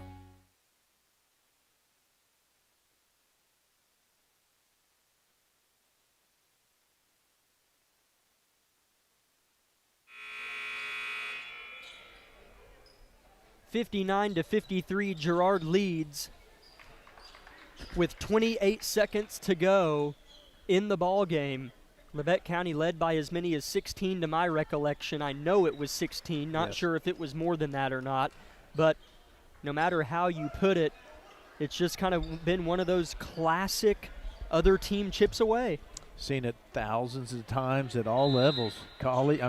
Every weekend you can see this kind of stuff take place. Weil to inbound, bounce pass to Bates. They're going for the jump ball, and a foul is going to be whistled in on the Trojans, so 2 more free throws for Bates. Have to like his odds to knock these down after rarely missing his last 2. That's the smart thing to do, too, by Girard, honestly.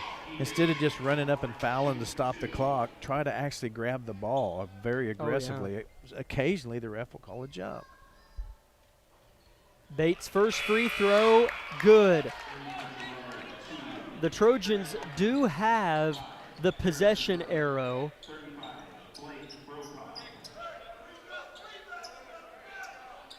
So a jump ball would give it to the Trojans. Bates collects the ball from the official and shoots a big free throw here. It is good. That was big. It takes it from 6 to 8 points, so really need to defend here. Trojans all the way to the hole, and a foul on Tucker Rush called. And 2 more free throws for Smith coming. He's been busy from the line. It's funny how easy it looks this time of the game for Girard just to dribble down and dribble in and get fouled. I mean, you think to yourself, well, could we have done this the whole game? You know, it all shifts this when the game's at this stage. And I know what your point was. You know, they kind of start thinking that as the first free throw is missed by Smith, but that's not how it works. Right. Yeah, it's like a football team going in and hurry-up offense at the end of the game. You think, man, should have just done that the whole game. We'd have scored 60 points. It doesn't work that way. It doesn't. It all comes together in a perfect storm sometimes. And then the team that was up 20 and then starts to give up that lead, second free throw missed and then a foul on Girard, so looking good for Labette County. Say a team is up 20. Another team comes back on them. That team that was winning big won't start to play well again. Yes. Until it's either close or they're losing again. Yeah. It's all just about a sense of urgency. And when you lead by a lot, you lose it just naturally. I know, and I don't know how you coach that to be different or what you do. It's almost human nature. It's crazy. First free throw good by Nash. Kane Nash it is. And so Labette County's done, I mean, credit them for getting a 16-point lead. We can't just dismiss that because it's going to be the reason we won the game. Right. Labette County played great in the third quarter. So they lead by 9 with 20 seconds left. And Kane Nash has one more free throw. No good. Trojans rebound. Stevens to Buckingham. Back to Stevens for 3. No. Good box by Kane Nash. Skies for the board. Long pass ahead to Kagan Bates. Right to left. Layup good with 6 seconds left. And Labette County is going to get a win in Burlington. Here's a pass poked out to kind of stall the last 2 seconds of the game. But a nice win for Labette County over Girard. Yeah, it sure is. And saw some flashes of Labette County playing loose and fun and just how competent, how skillful and athletic our team is when they just allow themselves to relax and just literally just have fun, go out there and just play together. Labette County goes 1-2 the week of the Burlington tournament and goes 8-5 so far on the season. They will get a week's break and will resume league play at home against Coffeyville a week from tonight. But stick with us. We have Lady Grizzly basketball here in a little bit. We're going to do the post-game show for the boys, then have a pregame show for the girls. So a normal night other than the girls and boys games flip-flopped. The Lady Grizzlies will be trying to go 2-1 this week. They got a win over Sabetha last night, and they're playing Ottawa here in around 15-20 minutes, I think. So let's start with a 2-minute timeout and come back with a Bowen Pharmacy Boys post-game show. In 2003, Tank Connection founders envisioned a Southeast Kansas-based company dedicated to innovating voltage storage tanks, offering superior products and services through a customer-focused team. 2 decades later, and products in 64 countries and on 6 continents, this vision endures. Tank Connection employee owners are dedicated to a future where their shared purpose brings empowered realities to as many lives as possible.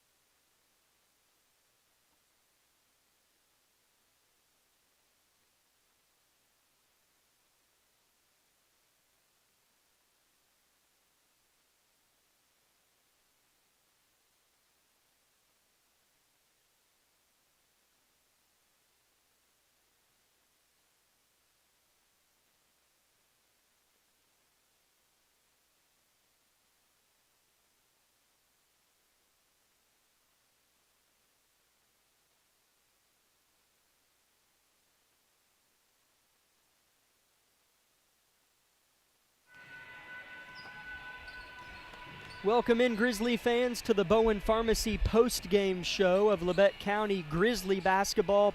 Grizzly boys get a win over Girard, 64-53. Good game from front to end. The third quarter for Labette County, when they won 23-12, really helped extend what was already a decent lead into a really good lead. Yeah, it sure did. And you know, we've talked so much about basketball just being a series of runs. You know, each team seems to kind of get their moment of momentum, and it's what you do with it. Sometimes it lasts 3 possessions, sometimes 5 or 6. I mean, you just have to really go with it when you got it, and we did that in the third quarter. And Girard made a valiant effort to kind of battle back slowly and patiently, and they did. And then Labette County, though, when we had to respond, stepped up and just kept enough distance that we were able to kind of hang on there. So early on, yeah, Coach Argerbright and the boys are a little frustrated with how the play was going and some turnovers we're not generally doing. But, hey, we got squared up and put together a good win. Leading scorers for Labette County, Kagan Bates had 19 and Kane Nash had 17. So the week for Kagan Bates looked a little bit like this. On Tuesday against Independence, 13 points. Last night against Burlington, 28 points. Wow. And this evening against Girard, 19 points. So I don't really know if they do all tournament teams or anything like that here. I don't remember. But if they did or if they do, Kagan Bates will be a part of that. Other scores for Labette County, Tucker Rush had a nice, consistent game with 9 points. Barrett Heston with 6. Nolan Nash with 6. Colton Weil with 5. And Cooper Leonard with 2. For Girard, Smith had 13 and Stevens had 9. Those were the main scorers for the Trojans. At halftime, Labette County led 26-20. And then in the second half, outscored Girard 38-33. Giving them a 64-53 win, pushing them to 8-5 on the season, and will resume SEK League play a week from today at home against Coffeyville. That'll do it for the Boys Bowen Pharmacy postgame show. Whenever Coach Argerbright comes up, we will chat with him. But for now, we will waltz our way after a 5-minute break into the Tank Connection pregame show for the Lady Grizzlies.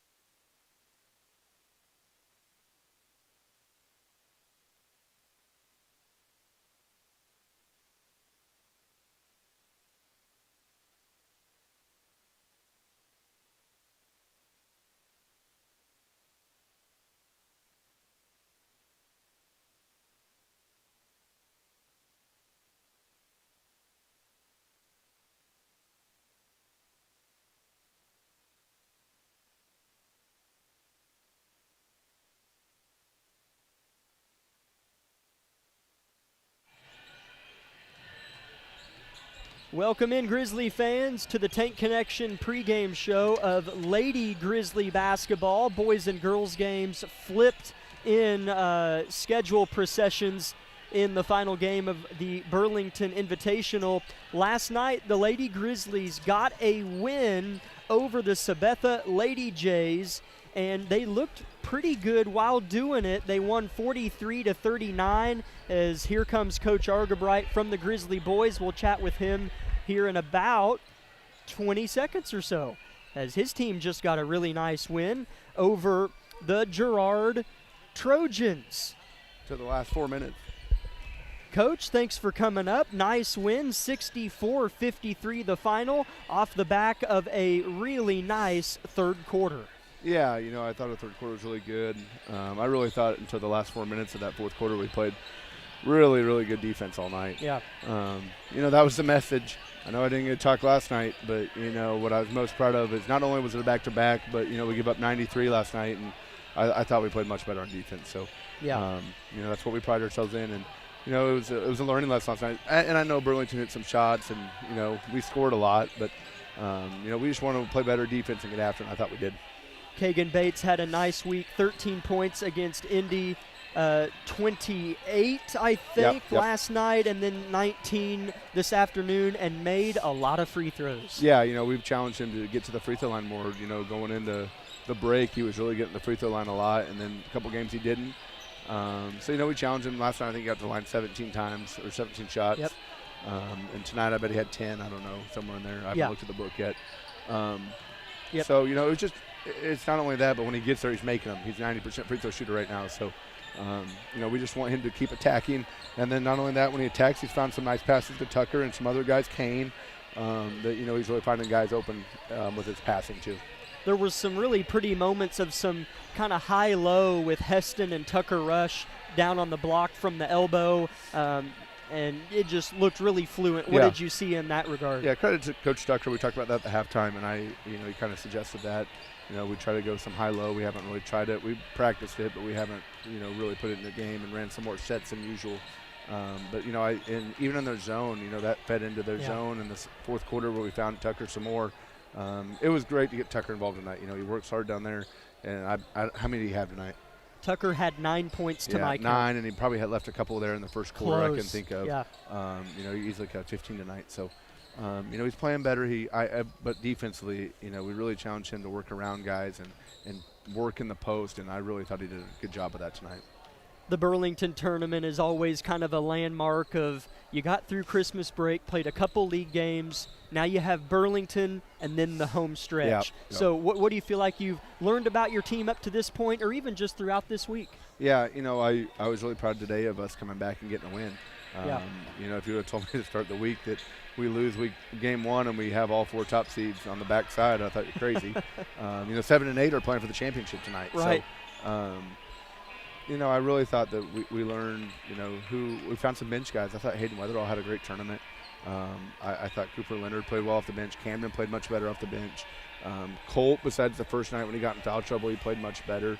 Mm-hmm. And then Nolan's kind of been banged up with his calf here and there. And I thought Colt's really given good minutes. We didn't have Carson all tournament either. Yeah. So, just guys are stepping up. You find guys that you get more minutes than usual just because of the quarter thing. So, you kind of find some depth on your team. We're playing 11 or 12 guys a night right now. Mm-hmm. So, we just got to keep getting better. But, what I was happy with, we're out of here at 8-5. We played 3 ranked teams in a row, and, we came out on top on the last one. So, it's just been a gauntlet, over here at this tournament, and that's okay. It's going to help us for postseason. But, all we talked about in the locker room was, the tournament's over now. We're 8-5, and we truly feel like we can go win every game on our schedule from here on out. So, we just got to go. We got to go on a run. That's all we talked about. We got to start playing better.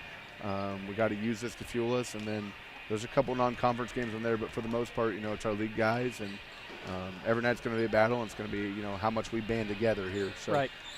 It's all about trying to be together right now, play for one another, and then just keep playing hard. Yeah, well said, Coach. And no game on Tuesday. It'll be a week from tonight, if I'm not mistaken, home against Coffeyville, and get some home games coming down the stretch here. So. Yep, we'll be at home against Coffeyville on Friday. Hope everyone's safe over the weekend. You know, it was a great week here at the Burlington tournament. I'm glad we got one today. Shout out to our girls yesterday for a big win, and hopefully they win this game coming up here. So, you know, thanks for tuning in for everybody. Be safe over the weekend. Go Grizzlies. Thanks, Coach. Good win today. Be safe. Good to see you. Grizzlies win it 64-53, and now the ladies will turn their attention to the Cyclones of Ottawa.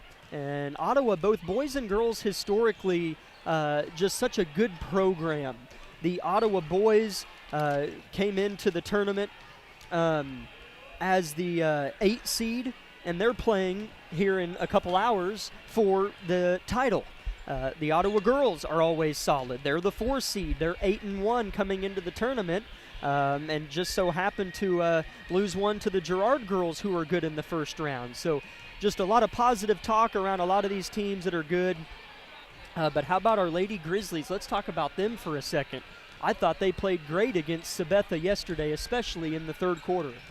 Yeah, they did, and I remember you asked Coach Vollmer in the postgame about that, and she said, you know, of course, it wasn't anything I did as a coach. I didn't change anything at halftime. I didn't give them any pep talk that made a huge difference. They just finally kind of played basketball. Yeah. And it's what we've talked about all the time. They just quit getting technical and worrying about, you know, committing a mistake, and just started playing kind of loose and free. And then after some good things happened, it just snowballed into this team that looked so much improved, literally in 10-minute half. So hopefully that confidence is kind of oozed, you know, into their system here, and we'll see it come right out of the gate today. In the game against Sabetha, in which Labette County won 43-39, there were a couple big moments. One was in the third quarter. Freshman Peyton Davis had 9 points by herself in a row. She went on a 9-0 run on her own to give Labette County, help Labette County have a 25-point third quarter, which is more than, this is kind of a guess, is more points in that quarter than they've maybe scored through multiple quarters, or maybe even in some games in whole. So it was just a good quarter for Labette County. They really moved the ball well. Keely Good had a big second half, 9 points, and Jackie Scholl did a lot of things right in that second half too. Yeah, she sure did. And again, she was part of that thing Coach Vollmer was talking about. Just, I saw a side of her that just looked like she kind of unleashed, and it was playing without any fear of failure, you know, just playing to have fun. And Coach Vollmer, just like Coach Argerbright's, showing confidence in many players. We're seeing some new faces, and it's always fascinated me. You know, I can look at a team of ours and say, okay, I remember those 6 from last year, so they'll probably be, you know, our starters and our players. Well, then all of a sudden you get to look at some kids you've never seen play before, and they can play too.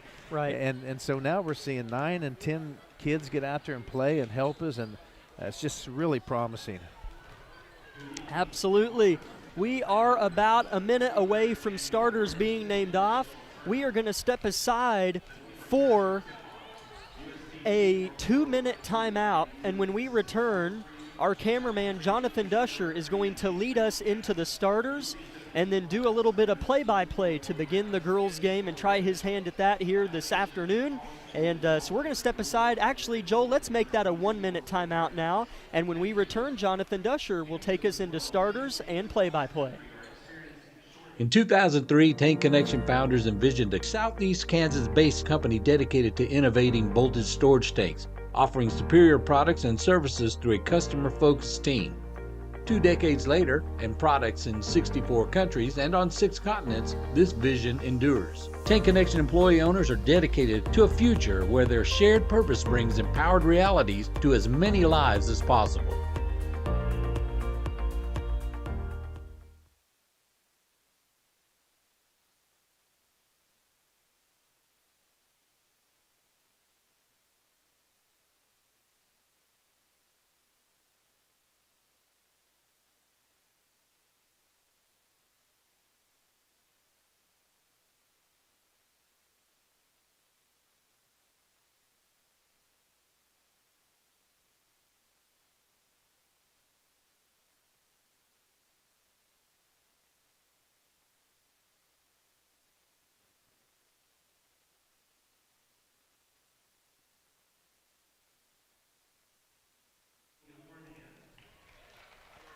Welcome in, Grizzly fans, as sunny Burlington is starters about to be named off here at the PA announcer. For your Grizzlies, there's Millie Carnahan, joined there by Keely Good.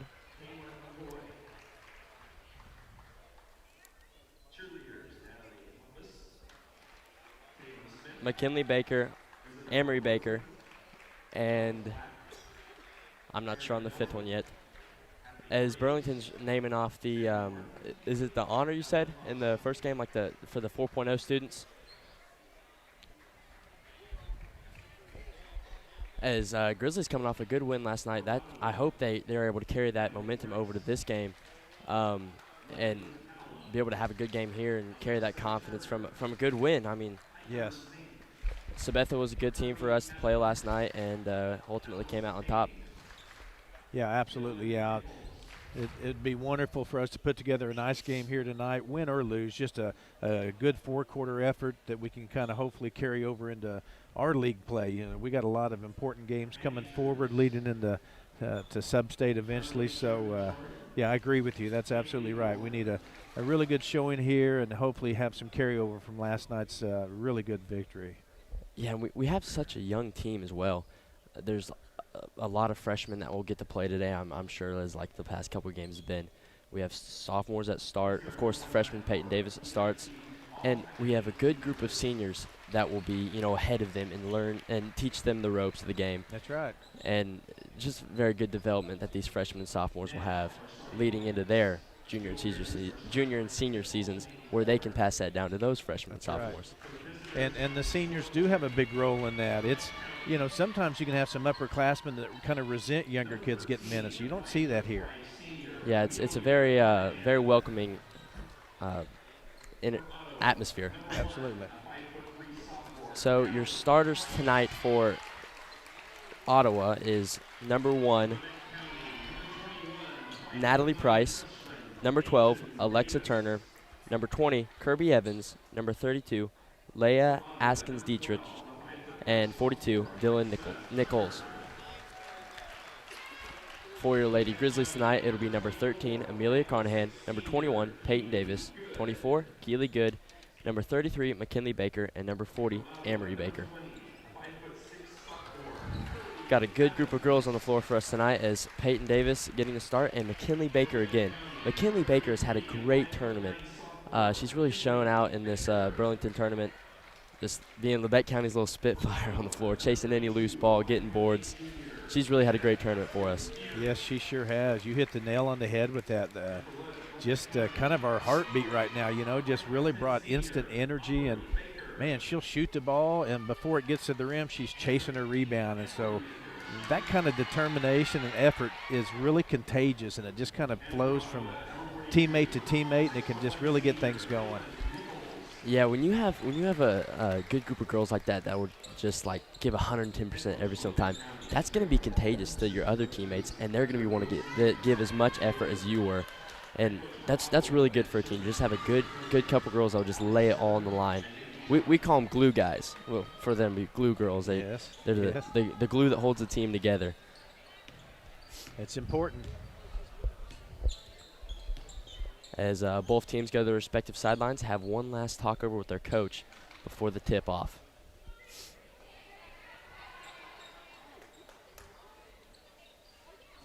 It's like a familiar group of officials I recognize here. Actually, one of these officials out there used to teach at Labette County and coach. Wow, I did not know that. Mr. Tie Scraper, the gentleman over there, right there with his thumbs up. Your matchup tonight, number 42, Dylan Nichols, and number 21, Peyton Davis, toe-to-toe for the tip-off. Tip-off won by Labette County. Millie Carnahan with the ball now. Passes up to Keely Good. Keely Good travels crossing midcourt. As that'll be Ottawa ball. Yeah, Keely wanted to pass it, and then at the last minute changed her mind and took an extra step. But Grizzlies are going to want to really limit turnovers tonight. We've harped on that a lot. Yes, Askins-Dietrich with it in the corner. Dribbles up to the top of the key, passes over to Natalie Price. Natalie Price kicks it to Kirby Evans. She drives, loses it, recovered by Ottawa. Stolen again, but also recovered by Ottawa. Askins Dietrich with it, dribble drive, puts it up, off the board, off the rim to Amory. As Amory is fouled going up for that board, and it'll be Grizzly ball. Looks like the Grizzlies going to open up in the zone, kind of a match zone. Got good defensive pressure there, so that's a good first possession. Oh, it's a stolen ball on the inbound as Ottawa misses it, but that was kind of weird. As Ottawa scores underneath the basket, that was Askins Dietrich. Looks like we're going to get pressure, so we'll see how the Grizzlies handle this. You got to pass out of the trap. That's a wild pass from McKinley, but luckily we recover. Millie Carnahan through the lane and up, as it's a charge on Millie there. Yeah. So it'll be Ottawa ball going the other way, as the score is 2-0 Ottawa. Have to credit Ottawa there. I love to see someone take a charge. I have to credit that. It just neutralizes. I always use that word because you offensively you got some momentum going, and that just zaps you from it. So Millie, you have to kind of slow down a little bit going downhill like that. And that's not a bad thing either, to be playing downhill. As that ball is thrown away there by Natalie Price, it'll be Grizzlies ball. Yeah, a charge is a great neutralizer in basketball. It's like one of the best calls you can have. Millie Carnahan with it now. Askins Dietrich steals it up the court there to Natalie Price. Swatted by Peyton Davis. As the ball now in Amory Baker's hands, dribbles, passes it to her guard. Millie Carnahan with it now, passes up the floor to Keely Good. Keely Good with it now. Peyton Davis the three, drives in, looking for someone. Shoots it and scores. All right, after an emphatic swat, Peyton Davis comes down and scores, picking up where she left off last night. Oh, yeah. Askins Dietrich with it at midcourt. Passes over to Kirby Evans. Kirby Evans with it, guarded by Millie. Skip pass over to Askins. She shoots a wild floater up and out to McKinley Baker. Great box out there. Absolutely, and she kept the ball moving, never held it in her hands still so someone could pick it up. Keely Good with it now, passes to McKinley. McKinley in the corner. McKinley dribbles, drives, finds Peyton Davis. Great pass. That just doesn't fall. Amory Baker fights for it, and that's out of bounds on Ottawa. So Grizzlies will have it underneath the goal. So important, McKinley taking the ball to the hoop, and when you do that, you just create little passes like that. So that's a big, big deal. Keely Good underneath the basket here to pass it in. Looking for a friend here. Passes up to Peyton Davis. Peyton Davis with it. Drives in. Nothing doing. Takes it back out. Gives it to McKinley. McKinley with it now. Passes to Jacqueline Scholl. Jacqueline Scholl in the game. Passes out to Keely Good. And she wants a three. Doesn't get it as it bricks off.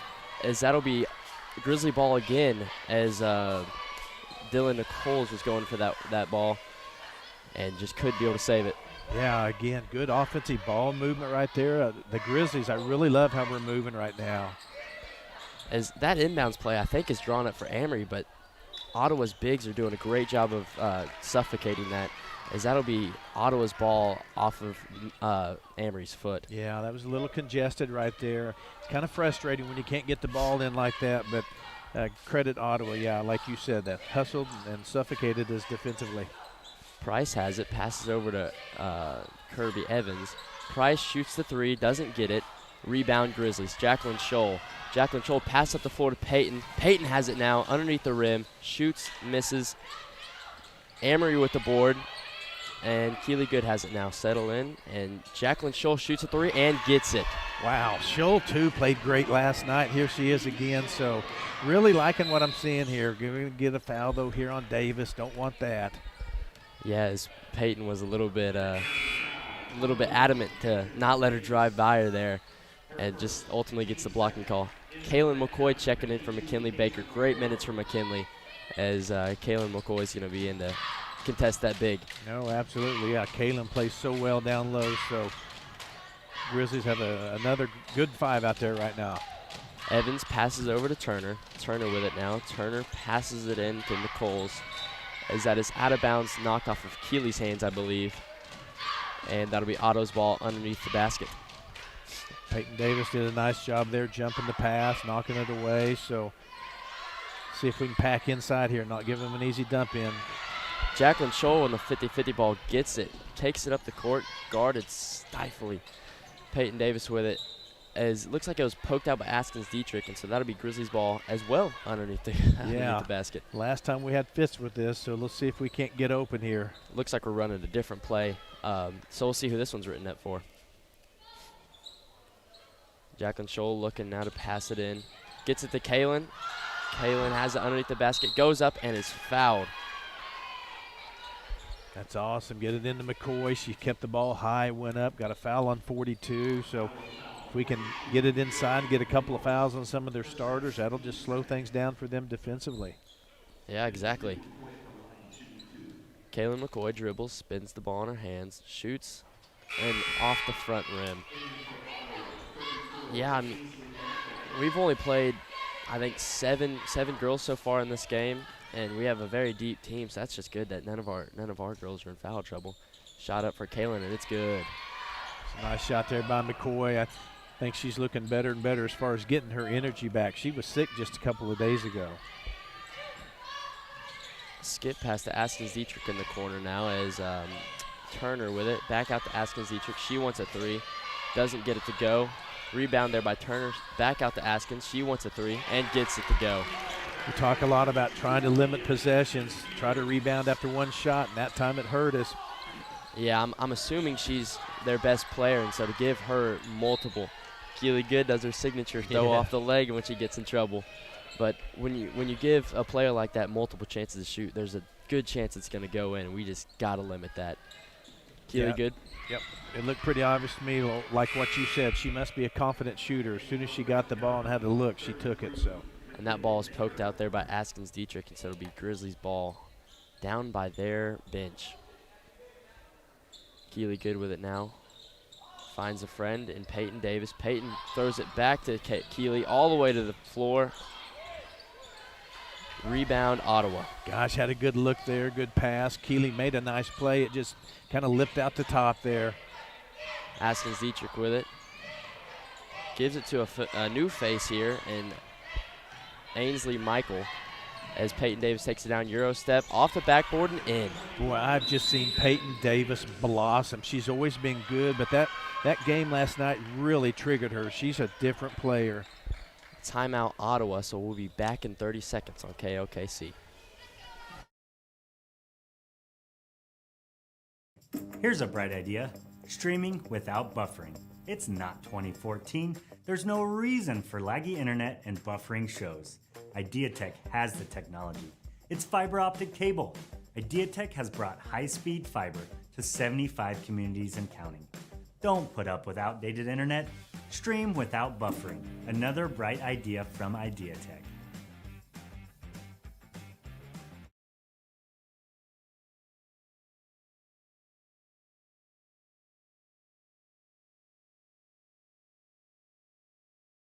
Welcome back in, Grizzlies, as that was a timeout by Ottawa there, trying to get their feet back under them, as the score is 7-6 with 3:44 left in the first quarter, as the Lady Grizzlies are the first to take the floor, and Ottawa follows right behind them.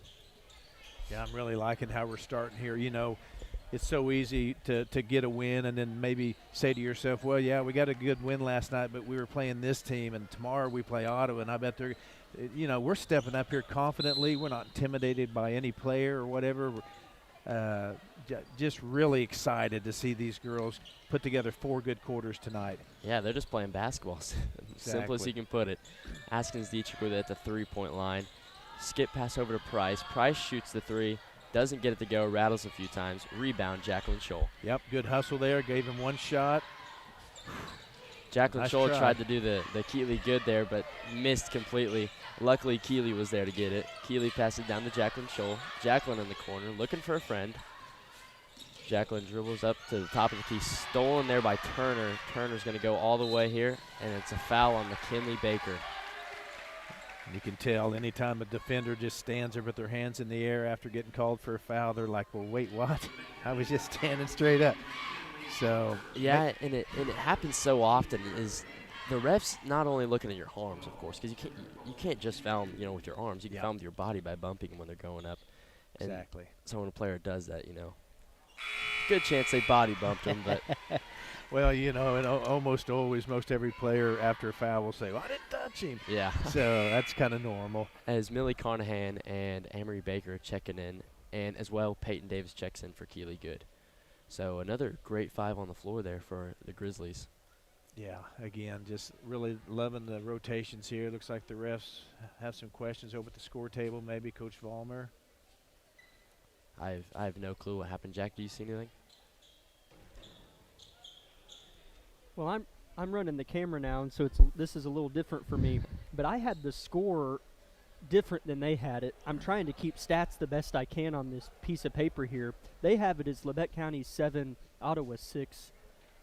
And I had 8-5 a second ago in favor of Labette County. So we'll see if I'm right or wrong in that regard. But I had 8-5 Labette County. It does feel like we were up by more than one. Because that, you know, we went into that timeout because we had the momentum, you know, and that's what I was kind of thinking too. Yeah, and Peyton scored down here before that timeout, and that's what should have put us up. I guess they'll get it right, I'm sure. And Jack Bichol hit a 3-pointer earlier. And it looks like they're making some adjustments to the scoreboard here. Hey, you were right. Our new cameraman's doing a good job keeping stats. Hey. As that'll be Turner at the line there. Dribbles the ball 3 times. Shot is up, and it's good. Peyton Davis inbounds it. New face in for the Grizzlies. Kylie Roberts must have checked in that whole humbug with the score thing. That ball's thrown away, and Askins Dietrich has it all the way to the hoop, and it's good. Yeah, Grizzlies, here we go now. Just kind of settle down here. You got 10 seconds to get it across. Pass the ball.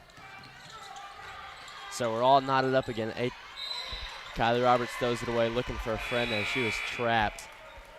That's just great defense there. Yeah, the Cardinal sin against a trap is to ever go to a corner like that. You got to keep the ball in the middle of the floor if possible. So that's where they want you to go, where they can kind of corner you. And what teams breach nowadays, like if you're in that situation, where as soon as your opponent picks up the ball, swarm them. As that shot goes up by Turner, missed it. Rebound Keeley, and it'll stay with Ottawa. Kind of dodged a bullet there. Felt like Ottawa had a good look at a little bunny shot there and didn't go down. So Grizzlies need to pack it in here, not give them any easy shot underneath. Whoa, I don't even think the inbounder even, I don't know if it's even you're supposed to, but didn't slap the ball, and the Grizzlies are a little bit confused there. Amory Baker with it at the 3-point line, passes up to Keeley. Keeley with it now, surveying the floor. Keeley dribbles, pass it to Kalen. Kalen with it, pass it to Peyton. Peyton pump fakes, drives, and it's stolen. Ball's rolling on the floor now as Keeley Good's going to track it all the way back down the floor. Keeley trapped, gives it up to Peyton. Peyton with it now, tries to dribble. Askins Dietrich with it, and it's good. I can tell right now Ottawa makes their bread and butter here by pressure and transition points. So if we can get past the half court, we're in pretty good shape. We just have to get past this pressure. That's a timeout there by Miss Coach Vollmer. Sorry. I'm one of her students, so I'm used to calling her Miss Vollmer. Yep. We'll be back in 30 seconds on KLKC. V93.5 is your home for the best variety of the 80s, 90s, and today. Get your day started with the Anna and Raven Morning Show. You're the judge during couples court. Couples share their disagreement, and then you decide who's right. Think you know pop culture trivia? It could pay off, and you score the cash jackpot when you play Can't Beat Raven. Kraus in the House gets you home every weekday afternoon starting at 2. Stream us anytime, anywhere at KLKCRadio.com.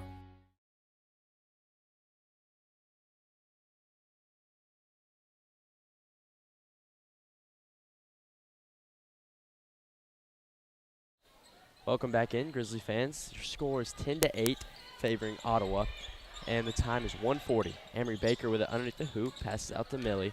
Millie with it, drives in, and gets it to go. That was a beautiful move she did there. She just brought the ball over the defender, Euro-stepped it, and finished the layup. That's vintage Millie Carnahan right there. She's so good at that. It's just a nice, smooth move, and we needed that bad. Yeah, when a player uses fundamental moves there, it's so beautiful to watch. A 3 up there by Price as foul on Keeley as she was a little bit aggressive hacking that ball by number 34, Ainsley Michael. Yeah, Keeley possibly could have just went straight up maybe and kind of got a hand in her face, but once again, the Grizzlies can't let teams have 2 and 3 shots on a possession, so rebound is a must for us. As that's Labette's 4th there in the first quarter. Not much time left, so free throws don't worry me too much, but if they pick up one more, of course they will be. Your score is now 11-10 as she makes her first free throw with 1:14 left. Michael shooting her second, and it falls. Jackie Scholl passes into Millie. Millie bringing it down the court. As, man, their pressure is stifling. Yeah. Jackie hits it off the foot, but it takes a bad bounce all the way to the basket as Askins Dietrich scores. Got to be careful here now. We've been close the whole game. We don't want this to become frantic and let them have so much momentum, but get another turnover, dragging our foot. So right now the Grizzlies seem a little rattled with all this. Someone needs to step up. Yeah, I can't remember. Did Sabetha really press? No, certainly not like this. We didn't face much pressure like this from Sabetha, no. I don't think we've really faced a press this good. They're a very good press team. Price with it over to Askins. Askins has it. Pass out to the corner to Evans. Tipped by Jackie, but Price has it. Passes it from the... That is a foul on Jackie as she reached around. That is a foul whenever you reach around like that. A ref's going to call that 10 times out of 10. Yeah, and sometimes when you see a player dribble and pick it up in the paint, if you'll just collapse and trap them, you can force a 3-point, a 3-second call or something. So kind of feel like we didn't need that foul right there. I hate that for her. Chloe Evans for Ottawa now at the line. She pounds the ball on the floor and puts it up front rim. Yeah, and this team that we're facing has a very good press, but we really haven't had that much trouble but now of late we are. We haven't had that much trouble with it, and Coach Vollmer's a very smart coach. I'm sure she'll give them some advice. As the second free throw is good for Evans, and the ball is passed in to Millie. McKinley now passes to Peyton. Whoa. As jump ball not jump ball. Sorry, used to football, Yeah. Peyton hits the deck there, and that's a foul on Ottawa. Okay, get this ball in here and have a nice little possession. I don't think Coach Vollmer's going to try to ask them to hold this. I just play offense, and if you get a good shot, let's just take it. Yeah, great plan there. Millie Carnahan did it right on the Wildcat. Jacqueline Scholl with it now, looking for a friend. Gives it into Amory. Amory's going to go up and, wow, doesn't get the foul. Usually she gets that, and that's just her bread and butter, is to put it up like that and draw the foul and go to the free throw line. Yes, it is. You got 5 seconds here before the quarter's over. Oh, wow. Peyton Davis gambles, gets the jackpot all the way, and just couldn't get down there in time. Great effort there by Peyton. That sure was. For sure. One thing, she saved them from scoring, so not a bad quarter. At the end of quarter one, your score is 15-10 favoring Ottawa. And we'll be back in a minute on KLKC. Looking for a career that supports the U.S. national security mission? Join Day and Zimmerman here in Parsons, Kansas. Our salaried and hourly positions offer competitive compensation, starting at $22.90 for hourly roles, and all employees receive excellent benefits and room to grow. From production operators to engineering and beyond, you'll help supply America's defense and build a career you can be proud of. Apply today at careers.dayzim.com. You can make a difference at Day and Zimmerman.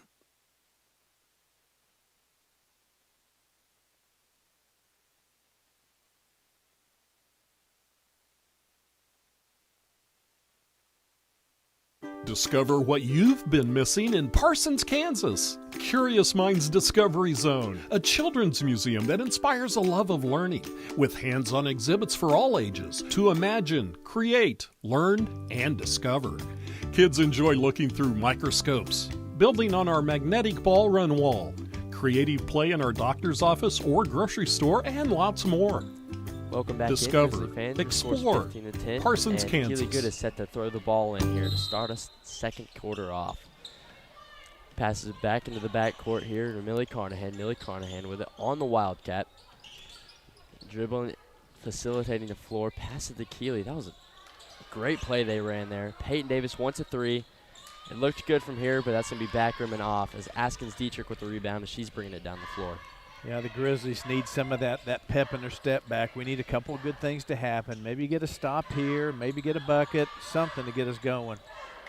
Chloe Evans wanted a three there and rebound by Peyton Davis. That was a long rebound. Peyton was standing on the three-point line and got it. Entry pass to Amory, but it was tipped by Ottawa. There's a long pass down the floor to Evans. Evans going to go up left-handed layup and miss it strong. Well, we got a break there. They missed that little bitty layup, and then they fouled us. So we were fortunate there. Labette County, of course, isn't meaning to throw the ball away, but to beat a team like Ottawa, we're going to have to limit our turnovers for sure. To beat any team, really, you need to be airtight, human. So they're going to make mistakes, but, yeah, mistakes is something we need to limit if we want to come out on top here. Yep. Millie Carnahan with it now, trying to break the press. Pass it to Keely, as that's going to be a 10-second violation on the Grizzlies there. Seemed a little quick to me, but yeah, it did. I guess they know how to count to 10, so evidently it was. But we have to play with more urgency. We can't just pick our dribble up and start looking around. We got to go. Yeah, we do. We have to start playing with some urgency here if we want to cross half court. In the corner now is Evans. Three there by Turner is missed. Three players hit the deck there on a long rebound, but it'll be Grizzlies ball going the other way. So Keely Good will be set to pass it in here. Like they're going to drop the press off just a little bit, almost to a half-court trap type deal. Keely Good throws a long ball down to Peyton. Peyton finds Kaylin. What a pass. Yeah. And the two bottoms. It's exactly how you kind of soften up a press. You make a couple of those layups like that. As Turner wants a three now, and she misses it. Millie playing a little bit too aggressive there. I thought she was playing good defense, but she did kind of swipe at the ball, and I could see how that would get called. Yeah, she likes to do that. She's had success with it. Really, really quick hands and knocks a lot of balls away. That time, ref thought he saw a foul. Yeah, it's just how it rolls sometimes. Askins Dietrich with it now at midcourt. Passes it off to Chloe Evans. Evans with it now. Peyton almost got a hand on that. Askins Dietrich in the corner. She's facilitating the floor, passes it in, and that ball will be out of bounds on Ottawa, going the Grizzlies' way. That was a good look there by Askins Dietrich, I think. Nice pass, a little hot for her teammate, but she's a nice player. Yeah, she is pretty good. As Keely Good passes to Jacqueline. Risky pass there by Jacqueline. Peyton Davis, another dish off to Kaylin. Kaylin gets her own board. No foul call, but Peyton Davis will scrap and get the jump ball, but unfortunately, Ottawa will get the benefit of the position arrow. Yeah, hey, getting some good looks, down only 3. That time against the press, we went pass with very little dribbling, so that's the key right there, breaking that crazy little press. Natalie Price back in the game for Ottawa here. She passes it off to Evans. Evans gives it to Turner. Price passes it over to Turner. Turner shoots a floater, doesn't get it to go, as Turner was trying to save that ball and stepped out of bounds. Grizzlies ball. That's another good defensive stop. We had multiple of those in a row, as Peyton Davis has it now. Passes it over to Keely Good. Keely Good threads the needle to McKinley Baker. Peyton Davis shoots a 13-footer. Airballed. Rebound Ottawa, and there's a foul on Amory. That's a little bit of a head scratcher there, because it looked like that could have been called a jump ball, but he's obviously closer than I am, so we'll go with his call there. I guess we will. But again, I like how we broke the press. We're throwing the ball to the corner, then immediately to the middle and down the court. Wow, as Price got the ball in, and she went down the court in like a second. She misses a floater there strong. It's Keely. Wow, that's a foul on Keely, I think, as it was another kind of 50-50 ball that I thought could have been called a jump ball. Might have came over the top just a little bit, getting aggressive, which I love the aggressive play. It just results into some fouls. As Ottawa passes it in here, Chloe Evans has it in the corner. Got to limit that. Easy buckets underneath the basket like that. Yep. As Ottawa goes up 5, 17-12 your score with 5:08 left. Jacqueline Scholl dribbles all the way into the corner, throws it to McKinley. McKinley's trapped and now looking for a friend. Jacqueline has it. Foul on the ground on Ottawa, it looks like, as the ball was going to McKinley and she got bumped. Did a little better job that time not letting the ball stick. We could have easily got trapped in the corner, but you got to be, like we said, urgent. If you catch the pass, you need to keep it moving. Don't let it stick in one place. Both guards screen up for the bigs as they come down, and that's going to be a 5-second. Oh, that's a crusher right there. We got to start playing with more urgency. And that's something you'll learn, and she'll learn as she gets older. When you're throwing the ball in, you kind of count to yourself in your head. 1, 2. And when you get to 4, you're just throwing it to somebody. Yeah. You're going to lose it anyway. As Peyton Davis with a big steal here playing cornerback, as she gets stuffed under the basket, but it'll be a foul. So Peyton Davis will be taking a trip to the charity stripe. How quick is she? And it's not only just her quickness. Good players like that just anticipate the pass. They see it coming. They know how to kind of stay half a step out of the line so the person passing the ball doesn't really think they're watching, and then they just know when to jump. It's not every player can do that. Yeah, I think one of you guys earlier in the season touched on this with Peyton Davis would make a great cornerback or safety. She would. That's another steal that she just read all the way, tipped it, and led the ball down the court for 2. Well, it's similar to Kagan Bates, who also, to your point, is a tremendous defensive back playing college football. Yeah, they're both just 100%ers. As Peyton Davis's first free throw falls, but not her second one, so she splits the pair. Askins Dietrich passes all the way down the Price. As I'm guessing that's a block on Peyton there. See where she's at. That's not 3, is it? 2, okay. Yeah, 2 on her, but that is Labette County's 4th, and there's quite a bit of the second quarter left to be played. So free throws could become a big factor, as Peyton will sit down, and I believe Kylie Roberts came in for her. Nichols wants a 13-footer, misses. Rebound, Jacqueline Scholl. Great work there by Jacqueline to clear space. Erin Dickens in the game as well. Erin Dickens always gives us very quality minutes. McKinley Baker shoots a floater off the backboard. Rebound to Jacqueline. She gets it to go off the backboard. See, those things happen when you start driving and penetrating because everyone collapses with you and you get a shot, and then you got rebounders in there. So, yeah, really good right there, that position. The Grizzlies cut the lead down to 2 as Askins throws a skip pass over it. That's a foul on Kirby Evans as she was shooting. So that'll be a trip to the charity stripe for her and the bucket. Yeah, I got to credit that. It was a good look inside. She went up quick, got fouled. So Grizzlies doing a good job, though. Here a little bit ago, we were a little bit rattled, and they were kind of in our heads on the press, and we've settled ourselves and just down 4. You know, and that's what you do. When you get the ball, as she sinks her free throw there, when you get the ball as a big down there, you don't want to ever come down with it because that's how it just gets knocked out of your hands. You would just want to go straight up as Turner steals it, and she's going to go all the way and miss the layup. Rebound, Roberts. She's going to take it all the way now, as that's a blocking foul on Kirby Evans, as Kylie Roberts taking it to her there. Yeah, Kylie's also. That was a shooting foul. My bad. Yep. She's done a better job. Kylie has, or I say better job, just seeming to me to be more confident when she's got the ball. She shoots it without thinking. She made the free throw right there. She drives and goes for it. So, yeah, really glad to see her playing that way as well. Yeah, when a player starts playing with confidence, it just seems like they just become better. Mm-hmm. I think Ginger Weathers subbed in too. Another free throw there for Roberts. As the 5 on the floor now is Erin Dickens, Ginger Weathers, Jacqueline Scholl, Kylie Roberts, and Carson Moore. And your score is 20-17, and it's 3:38 in the second quarter. Sorry.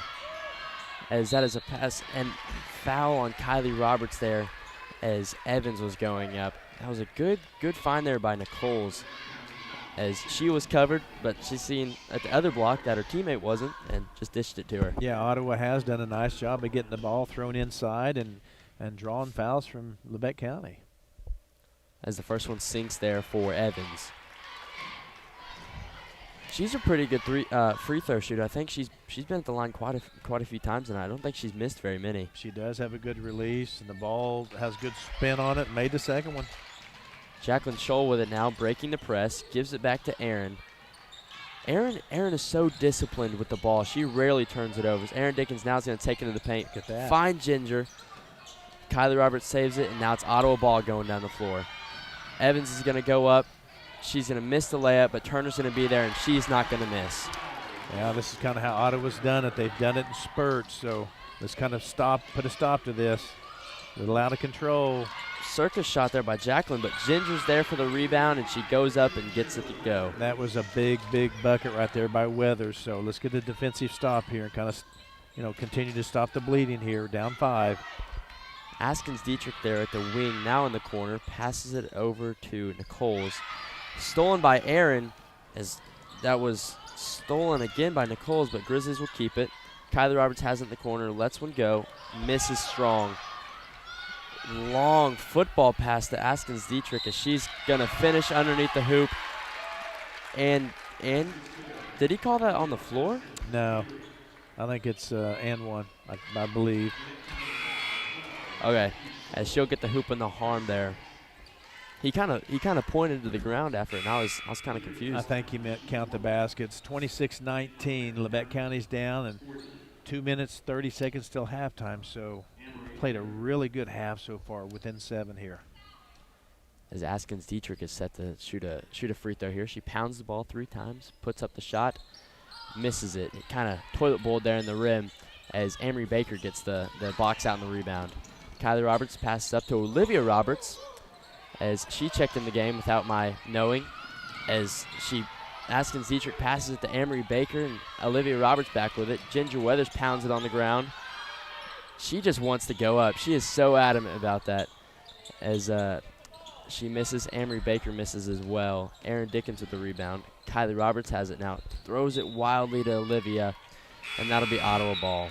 That was kind of a rushed possession there. Yeah, it was. I mean, we hustled a lot, gave ourselves 2 or 3 different opportunities, but yeah, just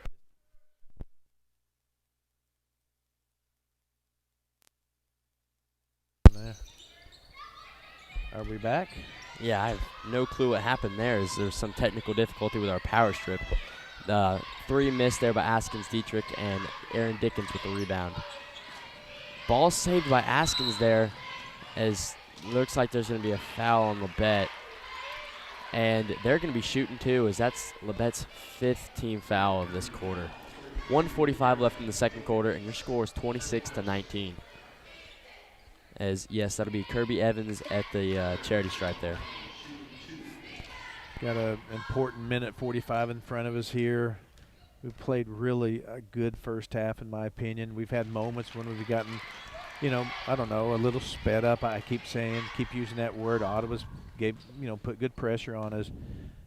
It'd be real important for us to finish strong here, though. And that was a rare miss there by Evans there. She misses the free throw. Rebound the freshman, Olivia.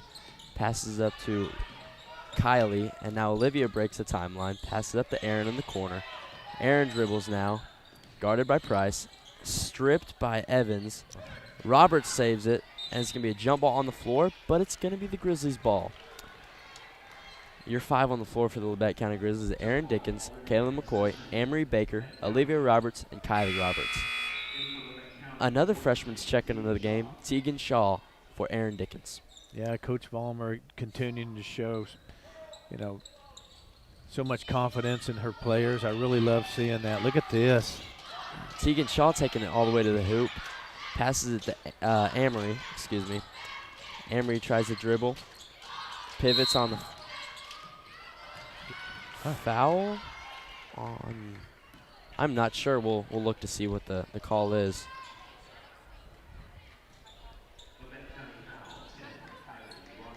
Kylie Roberts must have fouled away from the ball or something. I have no clue what happened there. He seemed confident about the call. don't see that real often, but boy, I would have liked to have seen Teagan right there. Shaw made a great drive down low, had a shot, but was being unselfish and tried to look for someone to pass it to.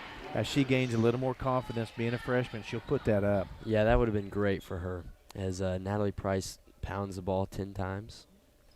Puts up the shot and misses it. She made the first one, so she splits the pair, and your score is 28-19 here in Burlington. Olivia Roberts passes to Teagan Shaw. Teagan tries to find McCoy there. It was a great look, but just was snuffed out there by Ottawa. Haskins takes it all the way to the hoop, misses the layup. Out of bounds, and it's going to be the Grizzlies' ball. As someone for Ottawa checked into the game, Kaylin Walters for the first time tonight, number 22. Sorry about that. If we can figure out a way. Oh, sorry. Ottawa stole it. Natalie Price there stole the ball, and then Olivia Roberts fouled. So that will be another 2 shots going to the free throw line. Yeah, right now, every foul, as you said, has been two free throws for a while, so we're going to have to just live with this for 49 more seconds till halftime. She pounds the ball. Shot is up. Front rim. As Ottawa's played very good in this second quarter.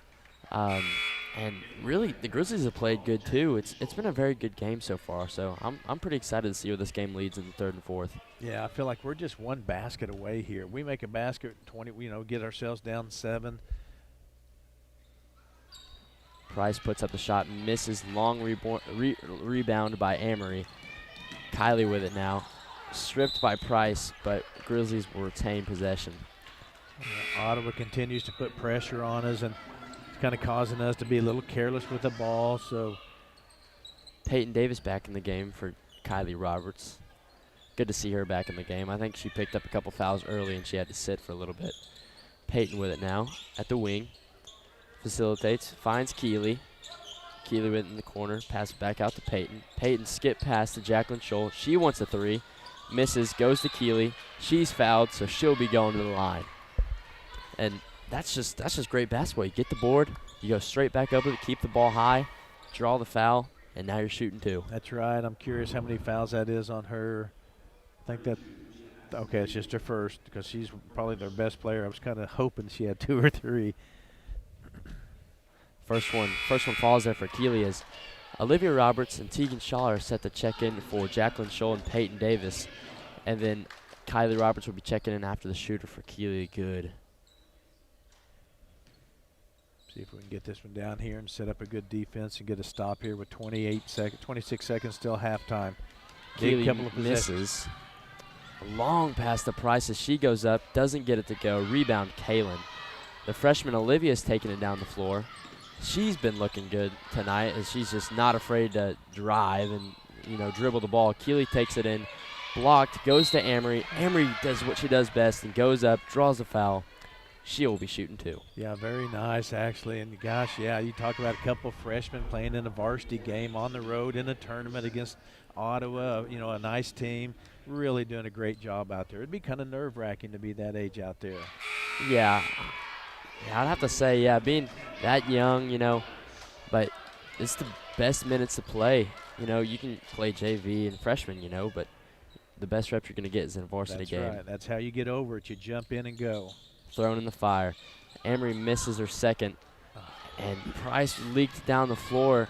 She puts up a shot and misses it.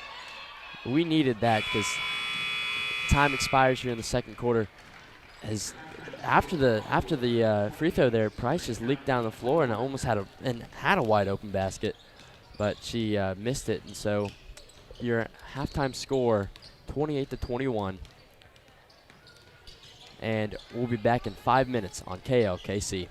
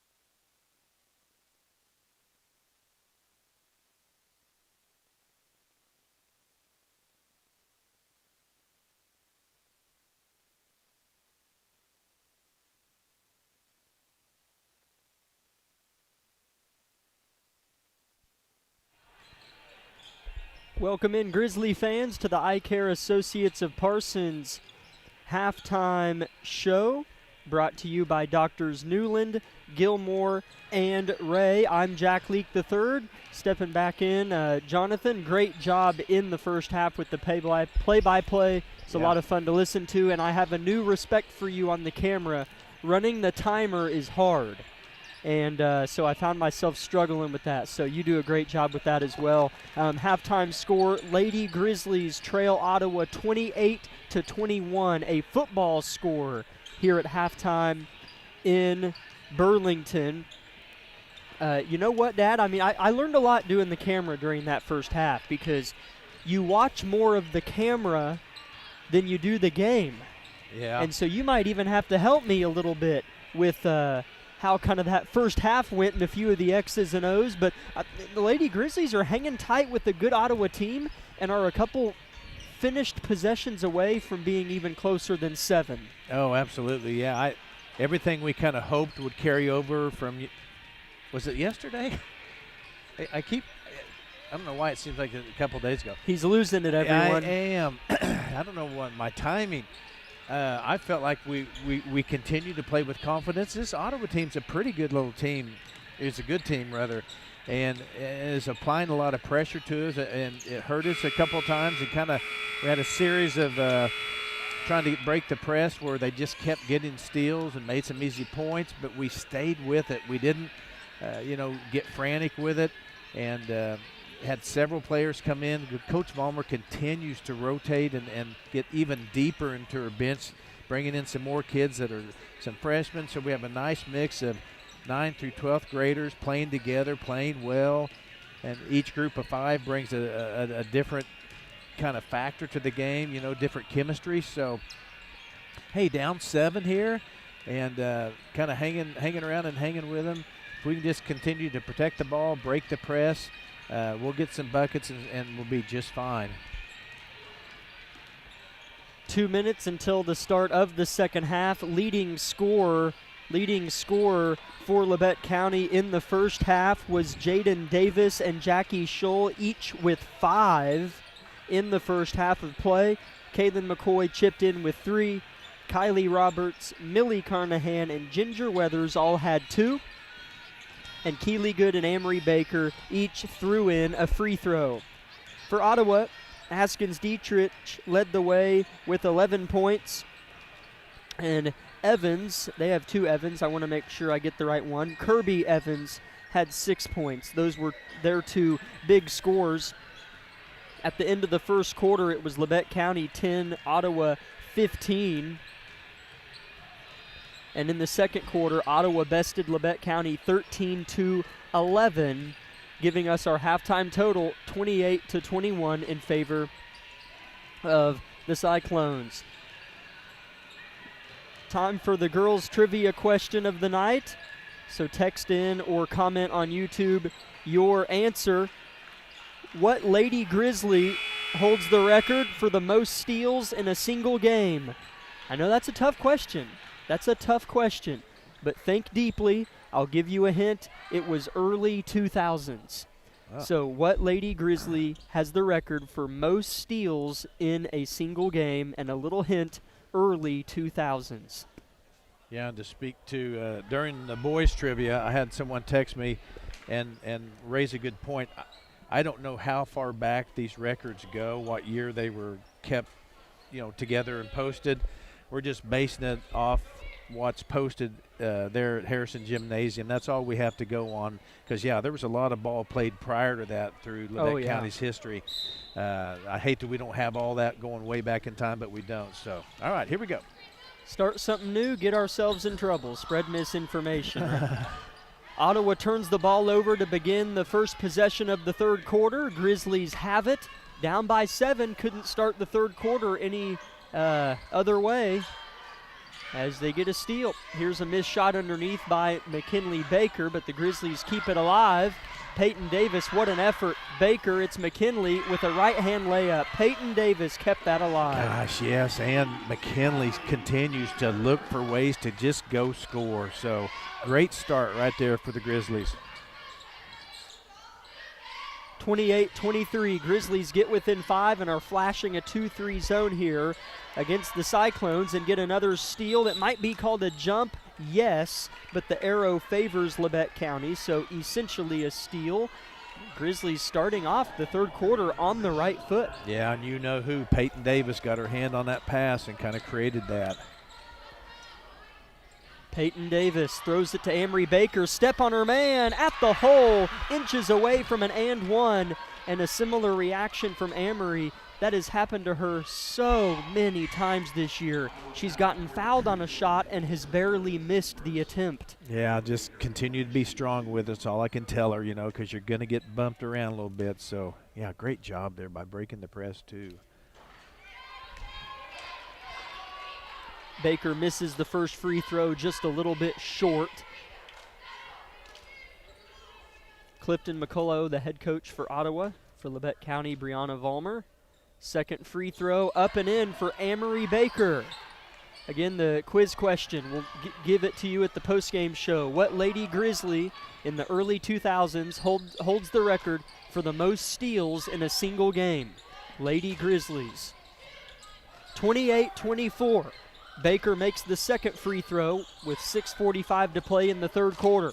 Cyclones have yet to get a good look off, and here's a really good one, but it's missed. Askins Dietrich with a step and scores it. She's got 13. Yeah, that shot just bounced too far back. She got the rebound, and we were in decent position, just went over her head. McKinley Baker misses a shot at the rim. Amory is there. McKinley again, and she's fouled. So 3 attempts on that possession for the Grizzlies results in 2 free throws for McKinley. Yeah, just that bulldog effort, just down there, wherever the ball's at, she's at, just finds it and goes up with it. So important. And Labette County's positive step in the third quarter forces an Ottawa timeout before the free throws come in for McKinley Baker.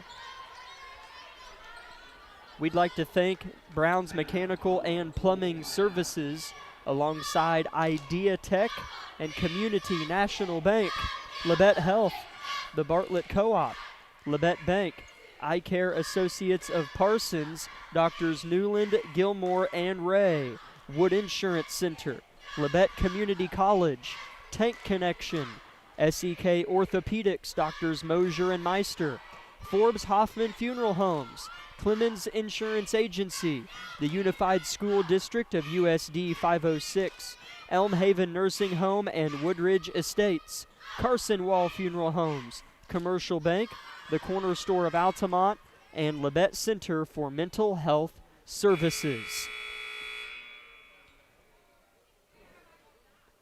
I got a question from somebody stepping in asking if they are allowed to give multiple guesses at a time. There really are no rules. We just kind of do it for fun. So send us 2 or 3 names you think it might be. No big deal. Just kind of do it for fun. And who has the most steals in a single game in Lady Grizzly basketball history is the question. McKinley Baker makes the first free throw. Labette County within 5. Coach Vollmer bent at the knees, watching on, knowing her team is has a good chance to go 2-1 this week. How good would that be? McKinley splits the pair here. Grizzlies making them work for it. Yeah. Oh boy, that looked like it was off of the Cyclones underneath, but they say the Grizzlies touched it last. Yeah, I thought she was going to go baseline. McKinley just put a stop to that. About got a steal. Davis steals an inbounds pass, outlet to Millie.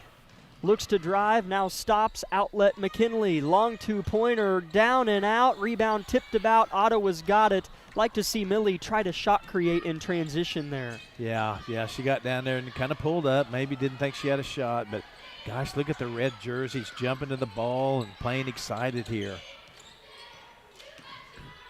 Davis is the beneficiary of a very poor pass, and Peyton misses a layup. Keeley Good is there and fouled. And Labette County, although the finishing on the shots isn't quite there, they have all the mojo because they are resulting in fouls and frustration on Ottawa's behalf. Yeah, Peyton's got them afraid to pass the ball at the top of the key now. They're second guessing, hesitating, and Man, she is just eating that alive and making opportunities for us.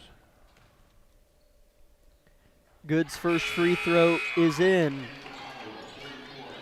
So the Grizzlies are 3 for 5 on free throws this quarter. Ottawa has not gotten to the line. 5:40 third quarter. It's a 4-point Grizzly deficit. Good bends at the knees, fires and misses. Amory Baker, an effort of might, gets the rebound but then threw it away. Ottawa, pass deflected. Peyton Davis, swiper, no swiping. Up ahead, Keely Good finishes. Oh, Peyton Davis, another defensive prowess effort. Gosh, how much fun is this? Now we got a timeout. Look at our bench. Having fun, celebrating, and just playing basketball. A 2-point Grizzly deficit now. 30-28 is all that it is. 30-second break on KLKC. Here's a bright idea. Make sure you put your pants on before leaving the house. Sure, it seems simple, but sometimes simple doesn't happen. At Idea Tech, we think it's simple to have real people who live in Kansas helping customers. We understand that not everyone in our industry agrees, but then again, not everyone puts on pants before they leave the house. We think it's important to get the simple things right. Putting our pants on and providing local customer service. Another bright idea from Idea Tech.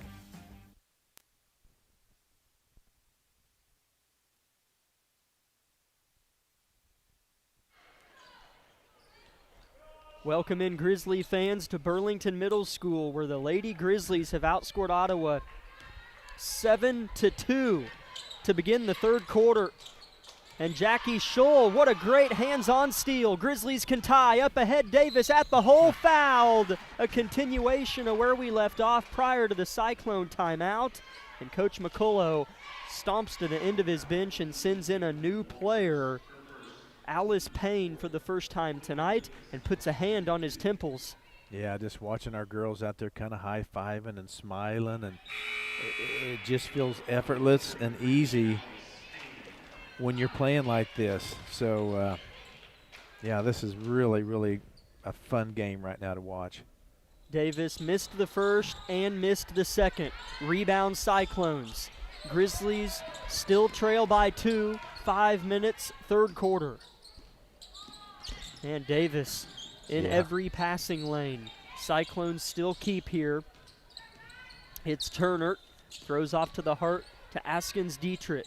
Yes. Left wing, Walters with it. Another steal by Davis. Jump ball will keep it with the Cyclones. Yeah, and right before that, Amory Baker actually knocked that ball out of the passing lane, but Davis got right on top of it. You're right. I missed that portion. Askins Dietrich is going to initiate the play here. Grizzlies in a zone. Pitch to the corner.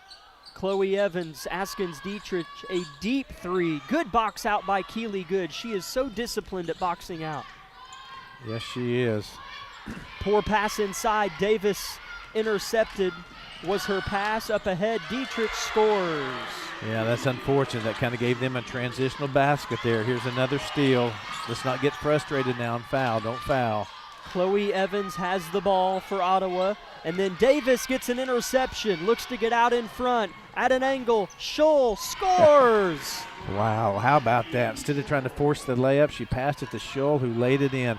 This is the Grizzly team starting to think they can do things. They're, you know, starting to believe in themselves. That's a scary place for Ottawa to be right now. The Lady Vikings of Parsons have had a really good Southeast Lancer Classic and have gained a lot of confidence. And this Grizzly team is having themselves a Burlington tournament as well. Another steal. Davis up ahead. Errant shot out of bounds off of Amory Baker.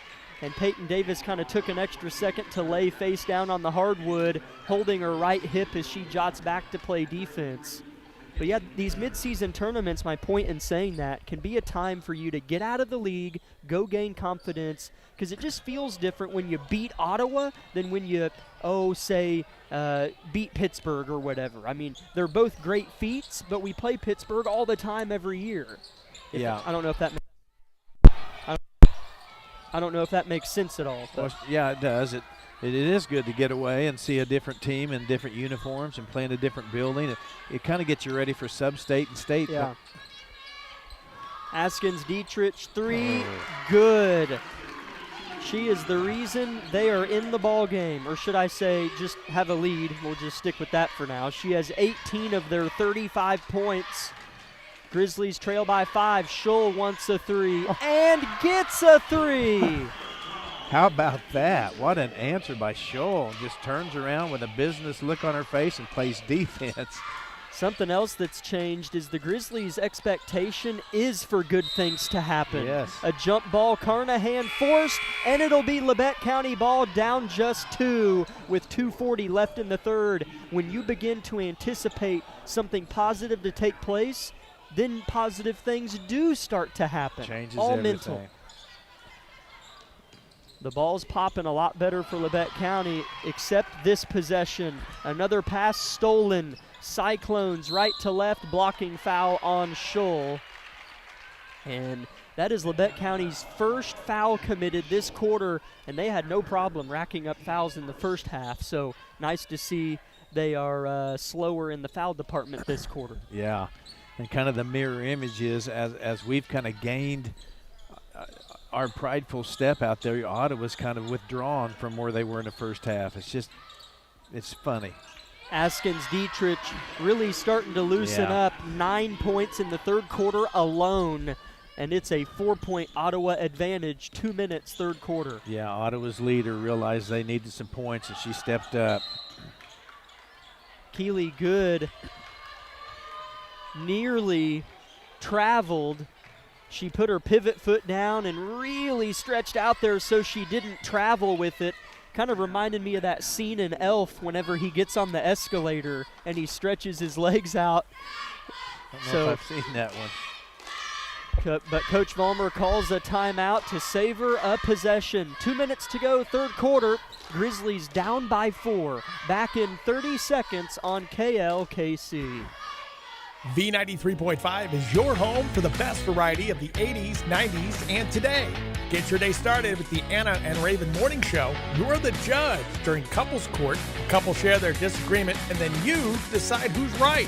Think you know pop culture trivia? It could pay off, and you score the cash jackpot when you play Can't Beat Raven. Krause in the House gets you home every weekday afternoon starting at 2. Stream us anytime, anywhere at KLKCRadio.com.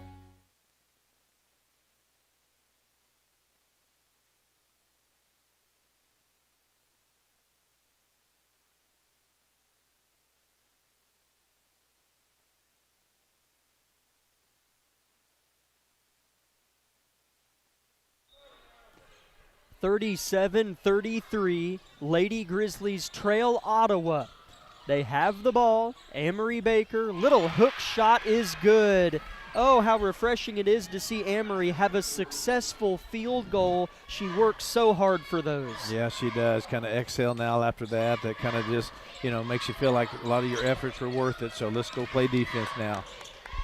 And Peyton Davis is just sniping every ball. She might have deflected that one. It was caught by Labette County, an intercepted pass, and then a subsequent foul on the Cyclones. Grizzlies have really flipped things around, and that's the 5th team foul on the Cyclones. And so 2 free throws for Millie could tie this game. Yeah, I guess we got 1:36 left, but, in the third quarter. In the third quarter, and could be a few more fouls, so maybe we can take advantage of this foul situation. First free throw, no good for Carnahan. Grizzlies have struggled from the line. Around 50%, it looks like. They've split almost every one of their trips to the line. Second free throw, good though for Carnahan. Labette County within 1 point.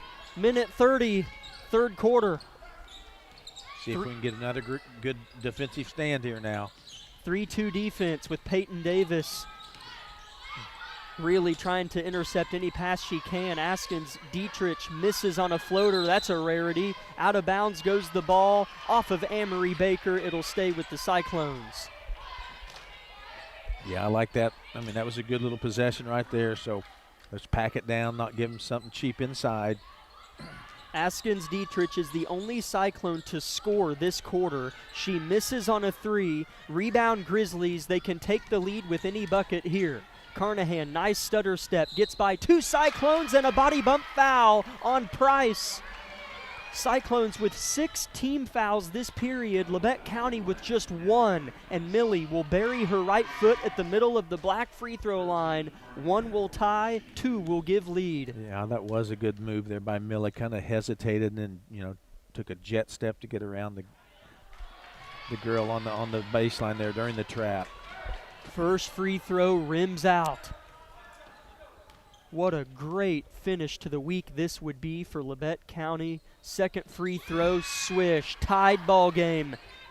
A team that struggled throughout the year. They haven't struggled in the area of effort, but just wins and losses haven't gone their way. And to go 2-1 at Burlington, oh, what a feat.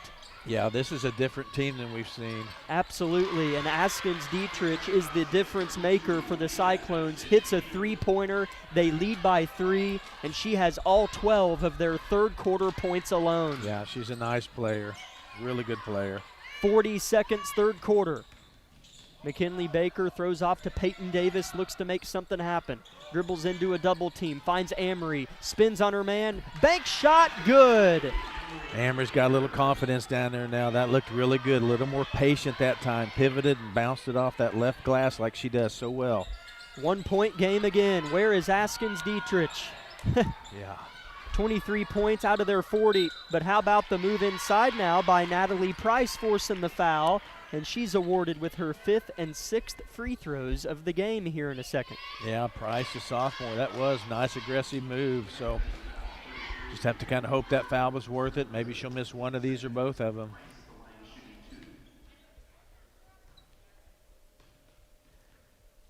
Price's first free throw is on its way and short.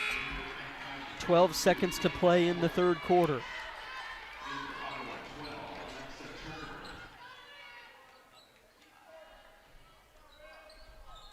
Second free throw for the sophomore. She will heave it and hit it. 2 point game. Ottawa in front. 10 seconds left in the third. Carnahan sprints the ball up the floor, dribbled in front of Dietrich, who took it away. 2 seconds. Half court heave. No. Put back. No. I didn't think they'd have time for a putback, but they did. Man. At the end of 3, Lady Grizzlies battling it out, only down by 2. Back in 1 minute on KLKC.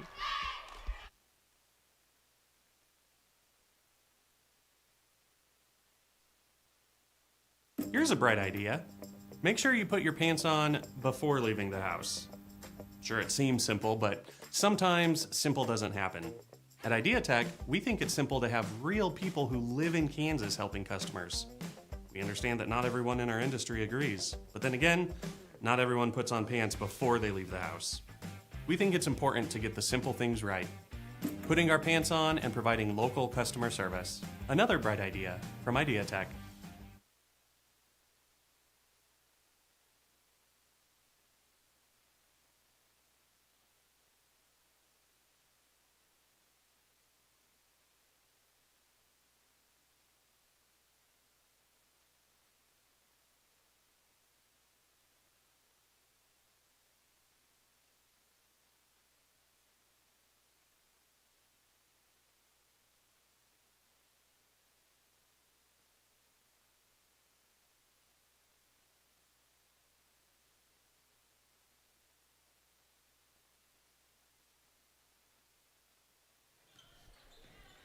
(41-39). Labette County trails the Cyclones to start the fourth quarter. A fresh 8 minutes begins to drip off of the scoreboard, and a three-point shot by Askins Dietrich is good. She has 15 of their 16 second half points. Face guard, face guard, face guard. Yeah, at this point, I would say someone follow her around and make the other 4 beat you. A steal by Ottawa. They get it back and lead by 5. Definitely don't want this to turn into 10. A floater misses. Backside board McCoy. Great rebound. Great job there by Kaylin boxing out. Threw it away. Grizzlies threw it away. Can't do that. Cyclones downhill layup. Missed, but a foul. slow to get up for the Cyclones, who shot the layup, hit the deck pretty hard. Kirby Evans. And she gets up and is in some pain, says she's all right, and is going to shoot the free throws. Well, I got kind of a floor burn. Her thighs kind of skidded there. That does hurt.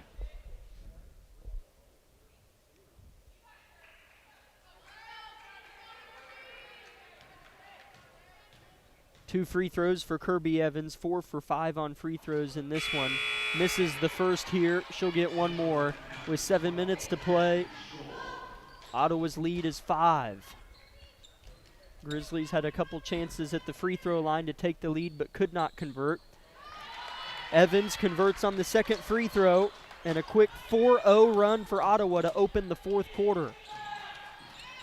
Davis trapped in trouble. Timeout Labette County.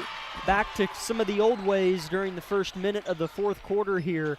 Let's return in 30 seconds on KLKC.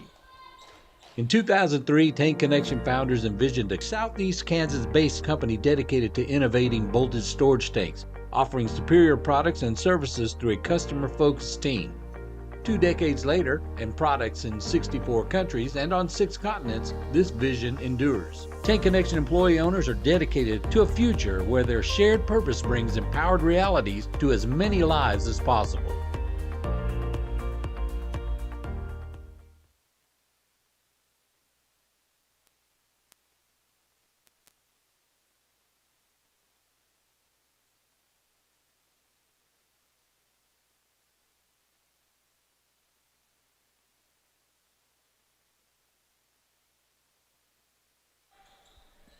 Labette County has the ball out of a Coach Vollmer timeout. They're down by 6 after being right on top of the Cyclones multiple times late third quarter.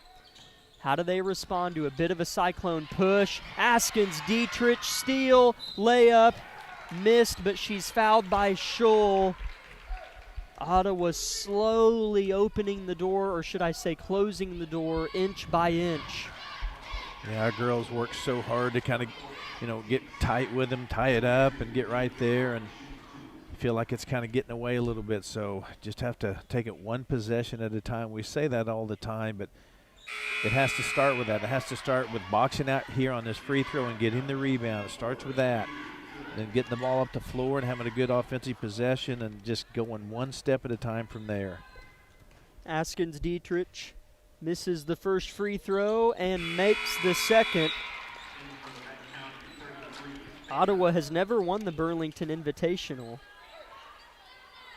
And they won't this year due to this being on the consolation side of the bracket. So Labette County, after Dietrich split the pair of free throws, trails by 7. Labette County in a half court. Carnahan, tough shot / pass maybe to Amory Baker. Missed the shot. Ball's on the deck, and a jump will hand it to Labette County. As I think Coach McCullough tried to call a timeout and was not rewarded it. I don't know. I guess sometimes the refs can't hear it, I guess. Millie Carnahan collects it off the inbounds. Labette County will take it. Needing some points in the next couple minutes, so the push down the stretch doesn't need to be a 7-point differential. Pick and roll wasn't there. Tipped. Baker somehow collects. Missed it. Shot it a little too hard. Rebound Cyclones, and a foul going the other way on Labette County. Have to imagine this quarter the fouls will be more on the Grizzlies because last quarter they were more on Ottawa. And indeed it is already 3-0 foul count. Labette County with the 3 fouls. Yeah, Baker worked hard. That would have been a good one to make there. Just didn't quite roll in for us. 5:50 to play in the game. Grizzlies down 7 and playing defense. Not necessarily in the position they were about 4 minutes ago, and another foul on Labette County, and a lot of free throws are about to be shot in the next 5:43 by the Ottawa Cyclones. 4th team foul on Labette County, and it is Price at the line. Yeah, well, you got 4 fouls, and we haven't even played 2 minutes, or a little over little over 2 minutes. Price's first free throw's in. So Ottawa really back where they were. And that's what makes comebacks difficult, because you can make the push and then you kind of use all your gas to make that effort. Then if the other team goes back up 8, you got to do it again. Yeah, and it's mentally exhausting to think about too. So, let alone to physically make happen. 2 free throws good by Price. A ball poked out by her down the floor. Labette County will have it. We'll give you the answer at the post game, but the trivia question for the girls contest is, what Lady Grizzly in the early 2000s holds the record for the most steals in a single game? 5:40, fourth quarter. Grizzlies down 9. Got to start scoring points on this end. And a touch foul on Alexa Turner. Ottawa's a pretty young team. They have 2 seniors. Only one of them starts, or I guess another one does, but had been sick prior in the week to my understanding. But a lot of sophomores on their varsity roster for the Cyclones. And here's another turnover for Labette County, and Ottawa can begin to smell some blood as Turner scores in transition, and it's an 11-point hole for Labette County with 5:15 left. Yeah, getting a little bit sloppy here. Maybe we're getting anxious, but throwing the ball away and dribbling into pressure. Labette County sloppily keeping the ball alive here. Keely Good looks to push the ball up the floor, finds Carnahan. Breaks the timeline, picks her dribble up, finds McCoy. Good for 3. No! Rebound Askins Dietrich, and a cherry pick layup for Price is good. And it's a 13-point lead for Ottawa. 4:45 left, and everything Labette County did has been erased. Timeout, Labette County. Let's step aside for 1 minute on KLKC. At Labette Center, we have worked hard to make it easier than ever to start on your journey to wellness. The center provides a full range of mental health and substance use services to individuals of all ages. With expanded services and same-day access, you can begin your journey when you are ready. Visit our website at lcmhs.com to find out more about our services and begin your journey to wellness today. Labette Center for Mental Health. Help for today. Hope for tomorrow. With many years of combined experience, Eye Care Associates of Parsons has set the framework in providing comprehensive eye health examinations for all ages and routine vision care for families throughout the 4-state area. Our optometrists and staff provide remarkable care with state-of-the-art technology to help with diagnosis and management of eye health conditions. Give us a call or visit our website to schedule your next eye exam. Eye Care Associates of Parsons. Experience modern eye care.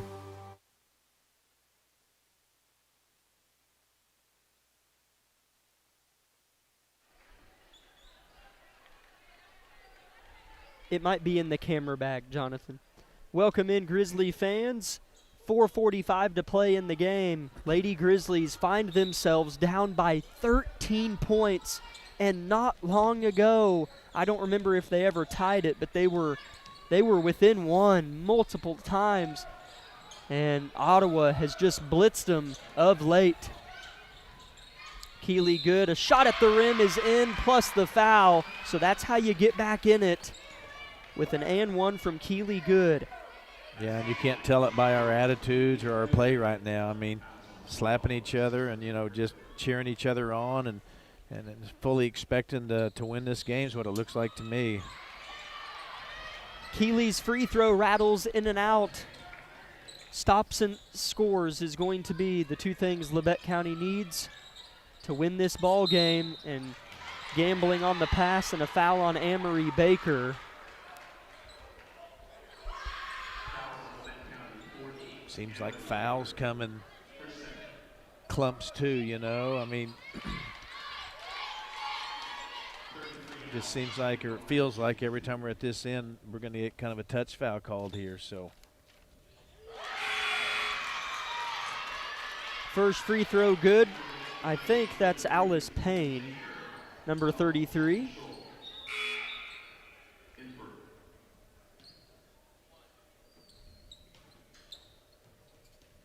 Second free throw is heaved and in.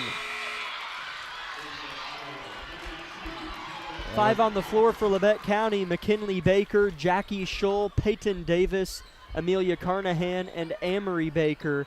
The Grizzlies trail by 13, but have shown a lot of signs of uptick this week in Burlington. Another steal by the Cyclones, and a right-to-left layup is good from Kirby Evans. Now Ottawa's the team playing loose and having fun. It's just shifted 180 degrees from 4 minutes ago. Here's McKinley Baker, short corner jumper, missed, gets her own rebound, can't finish off the window. Amory Baker with another attempt, make that 2, and a foul is called on the Cyclones, and Baker's going to find herself at the line yet again. Yeah, I got the foul call. It'd been nice to have one of those go in, but it's hard when you're getting beat around and bumped around inside like that. So way to stay with it down low. Yeah, I mean, we can't forget that the reason why she might have missed the shot is because she got fouled and is going to shoot free throws. So Baker's first free throw bangs off the rim sharply. The second one, short, rebounded by the Cyclones with 3:40 to play. Labette County trails by 17 after Askins Dietrich makes a layup in transition, and the score, it does and it doesn't speak to how Labette County has played, because for a lot of this game they hung right in there, but just of late they haven't. But Labette County gets a layup in transition of their own. Amory Baker, a layup. Yes, it was. Good ball movement and a good easy bucket, which is what we need. Nice layup from Dylan Nichols. Makes it 60-43, and kind of another one of those for the Lady Grizzlies. Here's another turnover, and Dietrich is going to push hard in transition. Nice hands by Carnahan to steal it, though, and here come the Grizzlies. Aaron Dickens in the game for Labette County, and Carnahan's floater misses out of bounds off Baker. But we've had a lot of game scripts that have resembled today. Hung tough, blow for blow, maybe made a push, got close, and then lose by 15. And it didn't feel like a 15-point loss at the end. No, and it's hard to explain to somebody that, yeah, we lost by 15, but boy, it was a great game. It's just hard to say it to them. Dietrich misses, because the typical response to that is, oh, sure it was. Yeah, but no, seriously, watch the game. They try so hard. They play so well in stretches. Yes. And then just those stretches where they don't, the other team just kind of snowballs their lead. So, but I certainly like where this team will be at returning to league play and can really stack some wins in the SEK Conference. Yeah, I agree. Dietrich was fouled, and she is going to shoot 2 free throws, her first of which is good. She's had a monster game.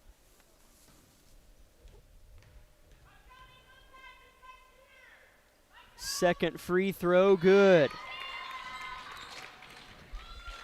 Dietrich is a really, really nice player. 31 points on the game, 20 points in the second half, 11 in the first half for Askins Dietrich. Carson Moore into the game and scoring 2 points for Moore off the bench. That was nice by Carson. Made a quick decision, shot it. Kind of a hard little shot from that angle, I think. No backboard to use. 3-point shot, heaved and missed. And a jump will keep it with the Cyclones with 2 minutes to play. It's a big Cyclone lead. See how Coach Vollmer decides to go here. Some coaches will, start applying extra pressure and even applying some fouls. I don't just see how she wants to go about it. Blocked shot by Davis. Cyclones fortunate to collect the rebound. Hook shot, missed as well, and another offensive rebound for Ottawa. Price on the carom around the horn. Hits the deck but hands it off to Evans in time. Her jumper's missed. Labette County does snuff out this rebound. Yeah, we were fortunate. They had 4 attempts at that one. Peyton Davis turns and fires a 3, misses. Roberts flies in. Her shot's no good. Rebound is fought for, and Ottawa comes away with it, and they are continuing to push and transition with numbers, and Price finishes. Yeah, Ottawa's played really quick tonight, scored a lot of points just like that. 1 minute and 20 seconds left in the game. McKinley Baker with a nice move but couldn't finish. And Ottawa yet again running out and making a layup. Price finishes, and it's a 21-point lead for the Cyclones. And after that one, I could hear Coach McCullough yelling out to his girls maybe not to keep heaving it down there. Baker misses on a shot. Rebound Cyclones. And they're going to walk it up this time. A reminder, Labette County is off on Tuesday. No game. They will play for the next time on Friday of next week, a week from tonight, at home against Coffeyville. Price misses on a floater, and the rebound is there for Kylie Roberts. Labette County, minutes ago in real time and game time, was within a point, and really I was thinking they might win the ball game. Yeah, I felt the same way, and they believed it, and they felt it. It's just not to be, but I'm really leaving this tournament with a good feeling about the next month, 6 weeks for our girls. Certainly, and how about Davis playing to the horn, getting fouled after a steal and a transition layup, and just never quitting. The intercepted opportunity was there, and she took it the other way and is going to shoot 2 free throws with just 8 seconds on the clock. So Labette County will fall to 4-9 on the year. And here's a little note. Ottawa was a only 1-loss 4 seed coming into this tournament. They're 9-2 on the year through this tournament, about to be 10-2. I believe that. And they play, I'm assuming they play a nice competitive league.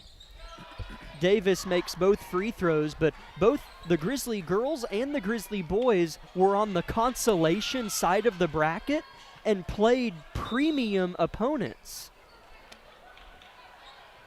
And so, who would have thought? The boys lost, and they're on the loser's side, and play 1-seed Burlington. Yeah. The girls lost, and today are playing 10-2 Ottawa. And so it's not an excuse. It's just a speak-to-itiveness to the quality of this tournament.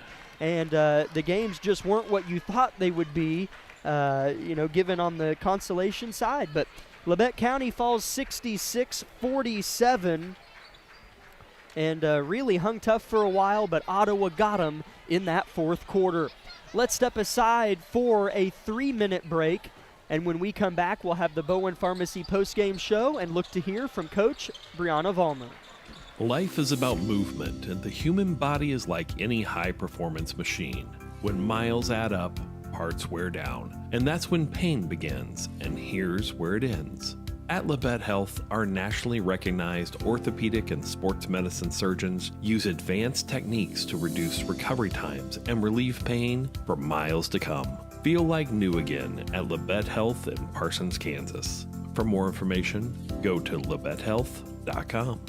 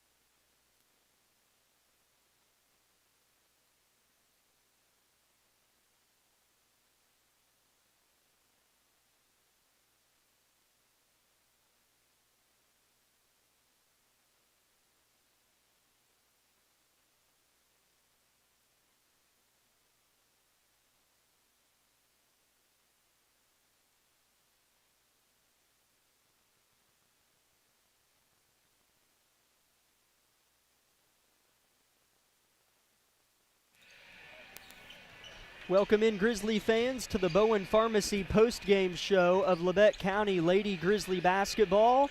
And one last call for the trivia question. Whenever Coach Vollmer gets up here for the interview is whenever we're gonna reveal to you the answer.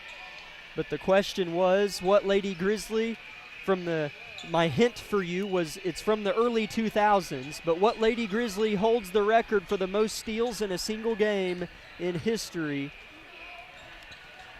But tonight, the Lady Grizzlies fall 66-47 to the Ottawa Cyclones, and they were outscored 25-8 in the fourth quarter. So the Grizzlies lost the game by 19 points, and they were outscored by 17 in the fourth quarter. Yeah, that tells the tale right there, because it was a tremendous ball game, and I don't know, you got to credit obviously Ottawa. I mean, they stuck with it and put it on us. But the Grizzlies, sorry, I'm trying to read something here. The Grizzlies.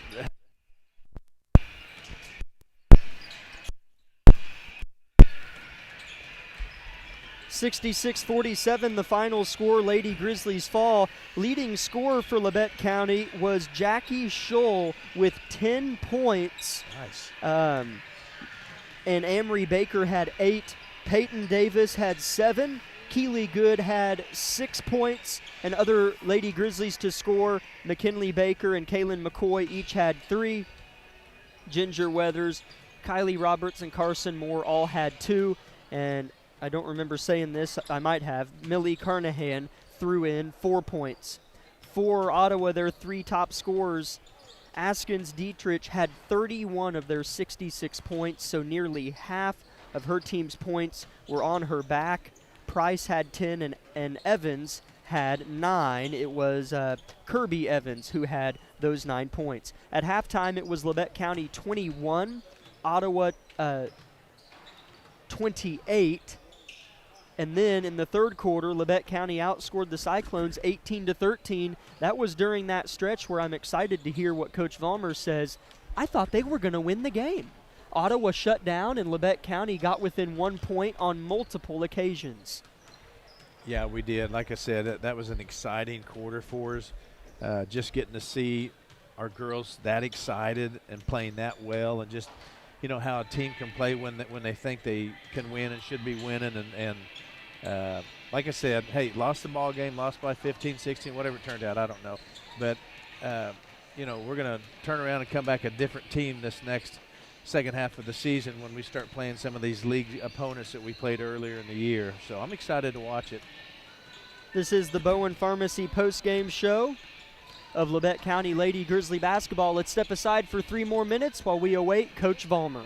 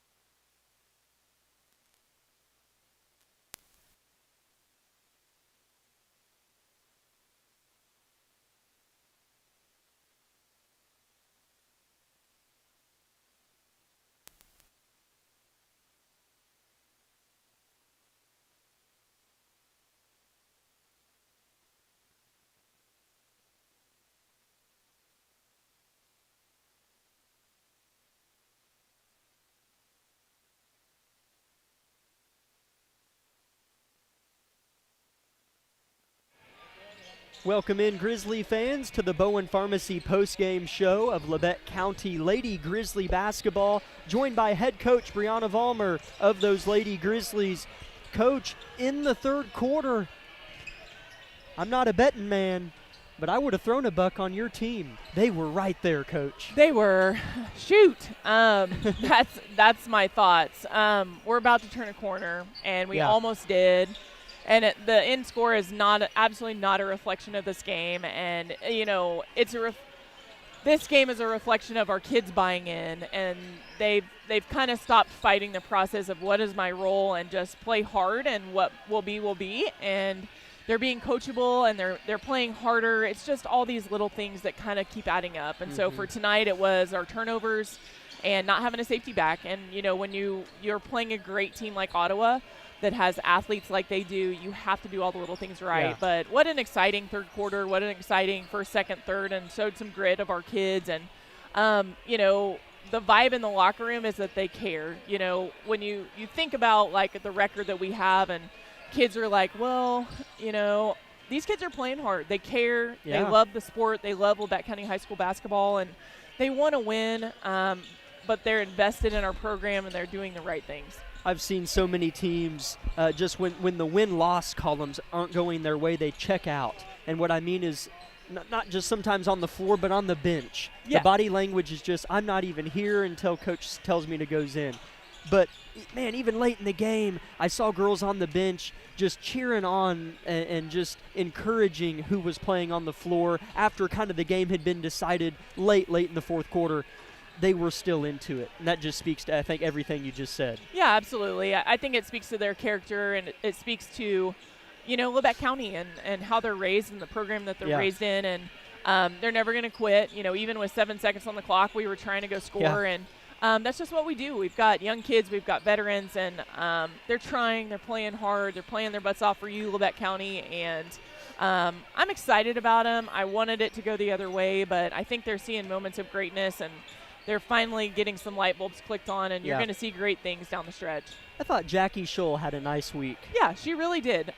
Jackie kind of figured out the effort piece, and she just said, hey, I'm going to play, and I'm going to be really tired. And I think Jackie is a great basketball player, and she's going to continue to get better. Askins Dietrich is a load. Their best player had 31 of their 66 points. What goes into just trying to limit and navigate an A player like that?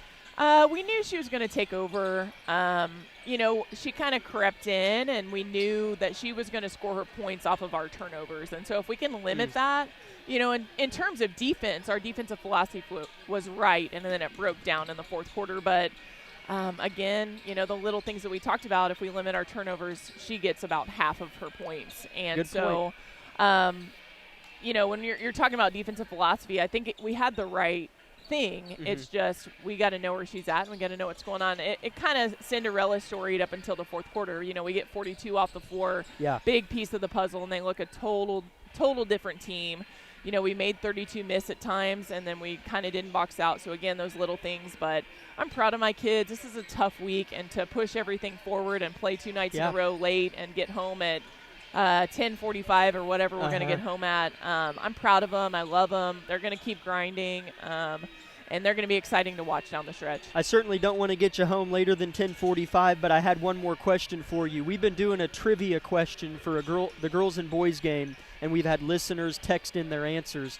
And the trivia question for the girls game this evening was, what Lady Grizzly holds the record for the most steals in a single game in history of Labette County basketball? Would you know who that is? I happen to know that's a young Brianna Vollmer. There you go. That ding, was ding, me. Ding. Yep. That's my one claim to fame. That's all I made it. I didn't make it in a 1,000-point case, but I made it on there for steals, shockingly, in the back end of a press. And I'm proud of it, and I hope one of my kids beats it really soon. And we had a few that got it right. A few that got it were Quincy Jones, Isabel Leak, my wife, got it, Jasmine Perez, and Steve McKenzie. I didn't see the YouTube comments, so if someone commented on YouTube the right answer, just pat yourself on the back. Sorry, I missed you. But it's just been kind of fun, and so congrats on that 11-steal game. Thanks. Back in the day. Yeah, thanks for those 4. Those 4 are my favorite tonight. So there you go, Coach. thanks. Great efforts this week. Fun to watch them. Yeah, be safe, Snowmageddon 2026. Thanks, guys. That's right. Thanks, Coach. Yeah, she's right. It's coming in tomorrow, so everybody stay safe out there and stay warm best that you can. That'll do it for the Burlington Invitational 2026. Both the Lady Grizzlies and the Grizzlies went 1-2 on the week and will play next Friday night at home against Coffeyville. For Joel back at the station, my father Jack Leake Jr. and camera operator Jonathan Dusher, I'm Jack Leake III saying so long Grizzly Nation, safe travels if you're driving, and as always, God bless.